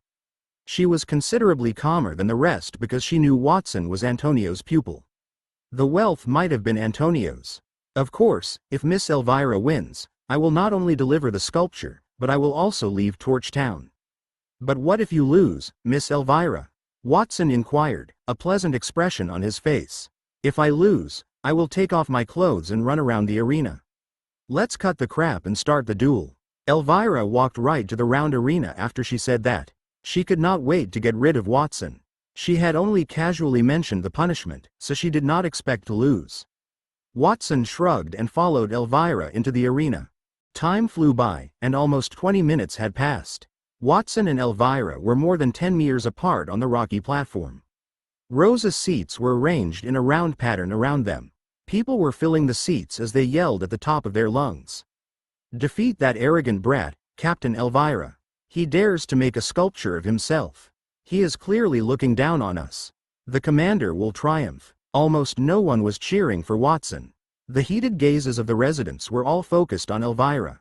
They looked out from the seats in the arena and saw the towering sculpture of Watson outside. That made everyone in Torch Town feel unhappy. The battle had yet to begin, but their opponent had already built a giant sculpture outside. Did they think that they would definitely win? Elvira was glancing at the sculpture outside the arena as well. She reasoned that if she were to defeat Watson, she would not only have to leave the gold sculpture there, but she would also have to ask someone to change the sculpture's appearance to hers. Lubin led Antonio, Sylvan, Andre, and Geraint into the arena while she was thinking about it. They made their way to the front of the viewing platform. Lubin was holding a magical box that could be used to magnify sound. He used the box's winding pipes to speak loudly. "I am Lubin. First and foremost, I would like to thank everyone for coming to see the duel between Black Moon Town's youngest young master and the head of the Torch Knights. According to the rules of the duel, one party must admit defeat or forfeit the ability to fight. This is a fight between two towns, as well as a battle between individuals. As a result, I hope that both sides will not hurt others deliberately. That is all I have to say. Next, I would like to invite the Border Count and the King's Astrologer to say a few words." Lubin switched his focus to the two significant men beside him. The entire audience's attention was drawn to Sylvan and Antonio. It had been a long time since Sylvan, let alone Antonio, had visited Torch Town, but they were fortunate to be able to see the best mage in the kingdom. Even though more than half of the audience had come to watch Elvira, Antonio had a slew of fans. "I have nothing to say. Besides, if you keep talking before the match, people will hate you. Let the two of them decide on a winner," Antonio said with a smile. Sylvan, who was beside him, nodded as well. "I agree with Master's words. Very well, I shall announce the start of the duel." Lubin's voice was transmitted through the loudspeaker to the entire arena. On the stage, Elvira immediately acted after she heard that. She pulled a tiny blade from her waist and charged at Watson. During that process, flamed wings appeared on her back before they transformed into brilliant dragon scales on her body. She opened her mouth. Instead of a human language, she spoke in the roars of a dragon. Gold tier battle technique, Flame Dragon Descent. The air beneath the entire arena had heated up, and several nearby residents had sweat trickling down their brows. Watson, who was in the midst of the attack, was under considerably more duress. Elvira's entire body was engulfed in flames, and the ground beneath his feet had turned black. She had morphed into a 10-meter-long fire dragon and charged toward him as if she wanted to devour him. Watson opened his mouth and gently blew at the air in front of him as he faced that horrific attack. The flames that had filled the sky faded with a swoosh before it revealed Elvira's body. She half knelt on the ground with a pale face, and the thin sword in her hand propped on the ground. She seemed to be under some heavy pressure. Her body was bent into an arc that looked as if it was about to break. Elvira, who was stunned, raised her head in bewilderment. How is that possible? Watson had cracked her strongest gold-tier fighting technique in one move, and she felt as if she were dreaming. Chapter 240. Diamond-tier Ability Fusion. What happened? How did Commander Elvira fall? Did you all see it? The Torchtown people in the grandstand were all looking down at the discussion, slightly perplexed. They only witnessed Elvira use a powerful gold-tier battle technique to transform into a fire dragon, leaving a charred black mark in the arena. Even the air was scorched. They were still concerned about the young man, who looked a little more than 10 years old. Would he be reduced to ashes as a result of such an attack? However, the situation was reversed in just a moment. Watson was unharmed. On the contrary, Elvira knelt on the ground. "Lords Sylvan and Antonio, what's going on?" Lubin, who was at the front of the viewing platform, did not understand what had happened either. So, he carefully asked the two elites beside him. Those two were the top mages in the kingdom. They must have known what Watson had done. "Sylvan, do you know?" Antonio did not answer him. Instead, he asked Sylvan. Sylvan looked at the field with a serious expression. He paused for a few seconds before he said, "I think I understand. I did not expect Watson to have entered such a realm. I think he is the only person in that world who could fuse strictly enforced words and law of domain. Even if I were to stand on the stage right now, I'm afraid I would not be a match for him." In the eyes of ordinary people, Watson had only exhaled a breath of air. However, Sylvan could analyze Watson's actions from his subtle movements. Watson had opened his mouth and used the strictly enforced words to stir the fire elements in the world. Then, after Elvira approached him, he used the law of domain to suppress the fire elements. The strictly enforced words could activate the world's elements, while the law of domain could turn itself into elements and suppress enemies within a specific range. Those two special platinum tier abilities were combined to form an even more unique effect. Sylvan, you may reach the diamond tier in the future if you can understand that. Antonio nodded. Then, he turned in the direction of the arena. He stroked his non-existent beard and revealed a gratified smile. Watson is my most talented disciple, indeed. It seems that there is no suspense in that competition. Lords Sylvan and Antonio, what are you talking about? What laws and domains? Why can't I understand anything?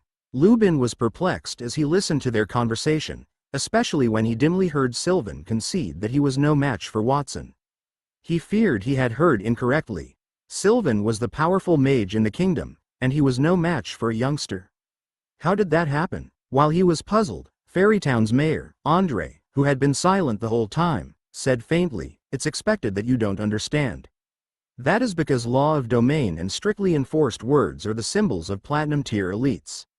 The former represents platinum tier warriors, while the latter can only be comprehended by platinum tier mages. As far as I know, Watson is the only one in the entire kingdom who can perceive those two abilities simultaneously. There were not many platinum tier warriors in the kingdom anyway. Those who could reach that level would either train in combat aura or magic. Very few would train in both because there was a limit to one's energy. Andre knew so much because he was a warrior at the peak of the gold tier, and he was not far from the platinum tier. That was also why he felt that Watson was a complete monster. Mayor Andre, do you mean to say that Watson is a platinum tier warrior? Lubin felt as if he had been struck by lightning. He exchanged a glance with Durant, who was also speechless, and he saw the shock in the other's eyes. Earlier, Watson had created a magic tunnel that led straight to Torch Town. They knew that Watson's strength was not ordinary, but they thought it was all thanks to the ring on his finger. Who would have thought that a 10-year-old youth would be a platinum tier elite? If Lubin had known that earlier, he would not have agreed to the duel between Elvira and Watson. Unfortunately, it was too late for him to go back on his word. The sound of a system notification resonated in Watson's ears as he competed. Congratulations, Master, for successfully fusing law of domain and strictly enforced words. You have obtained a diamond tier unique ability, Absolute Seal, which can seal the magic and combat aura within the enemy's body.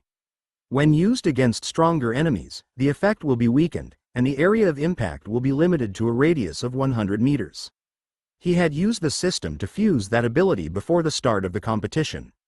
Since he would obtain a unique ability after advancing to platinum tier, would he be able to fuse those two special abilities as well? With such a question in mind, he gave it a try. The answer was yes. The Absolute Seal was an ability that only diamond tier elites could master. It allowed him to be invincible in front of people weaker than him. Furthermore, he was not afraid of being attacked from all sides. The only drawback was that the effect would be weakened when used on people of a higher level. However, Elvira was not in that category. At that moment, he looked at the pale-faced Elvira, who was half kneeling on the ground and unable to breathe properly. Then, Watson said politely, "Miss Elvira, the difference in our strength is too great. There is no need to continue with this duel. You should admit defeat." He had previously heard a middle-aged guard explain Elvira's life outside the arena. She also had an honorific title, the Undefeated Flame Queen. It made him believe that she was extremely powerful. As a result, he had combined the two platinum tier abilities before the tournament. Elvira turned out to be very different from what he had expected. He was able to seal her combat aura quickly. "What did you do to me? Why can't I use my combat aura?" Elvira pursed her lips, which had completely lost their color. Her beautiful face was no longer as strong as it had been, and it was filled with fear. She could understand Watson defeating her after 300 rounds, but she could not accept what had occurred. Her combat aura was frozen in her body, and she was unable to move. She could not employ the formidable combat techniques that had previously worked for her. She felt angry and unhappy after losing in that manner. "I simply employed a unique ability to seal the combat aura in your body. You may understand that as a kind of magic." Watson explained everything thoroughly. Elvira did not want to continue listening to him. She yelled and jumped up from the ground as he spoke. She smacked her right fist into the bridge of his nose. Elvira did not need to use her combat aura for that attack. She relied entirely on the skills that she had honed over the years as a leader. Her movements were swift, like a leopard. Unfortunately, it was useless. A delicate finger stopped her fist from landing on Watson's face. "Miss Elvira, a sneak assault is not a good habit," Watson said as he blocked Elvira's punch with one finger and peered into her angry and lovely eyes from a close distance. He flicked his finger as soon as his words faded, and Elvira's body blasted backward like a rock. The powerful impact penetrated the competition ground, leaving a deep ravine that spread to the distant stands. Elvira's body crashed into the granite wall beneath the stands, causing it to fracture. Her body sunk deep into it as gravel and dust drifted. The people in the stands stood up, accompanied by women's shouts and men's angry curses. "Arg, Commander Elvira lost. Even the wall was shattered. Is she okay? How can she lose? I bet my money on her. I bet 10 gold coins on her. She can't have gone easy on him, right?"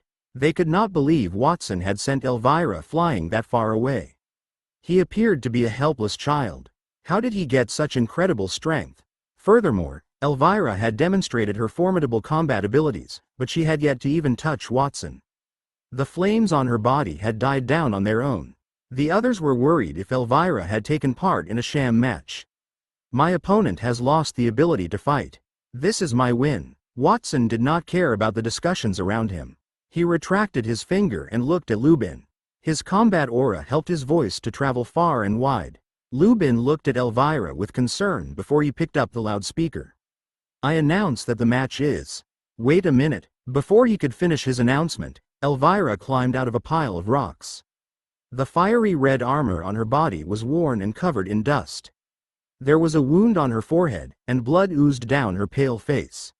She looked very miserable. "I haven't lost yet." The audience's discussion did not reach Watson's ears, but it got to hers. She looked around her. She realized that the eyes that usually looked at her with envy had become suspicious. Her heart ached because of that. Many of those people were speculating about her maliciously.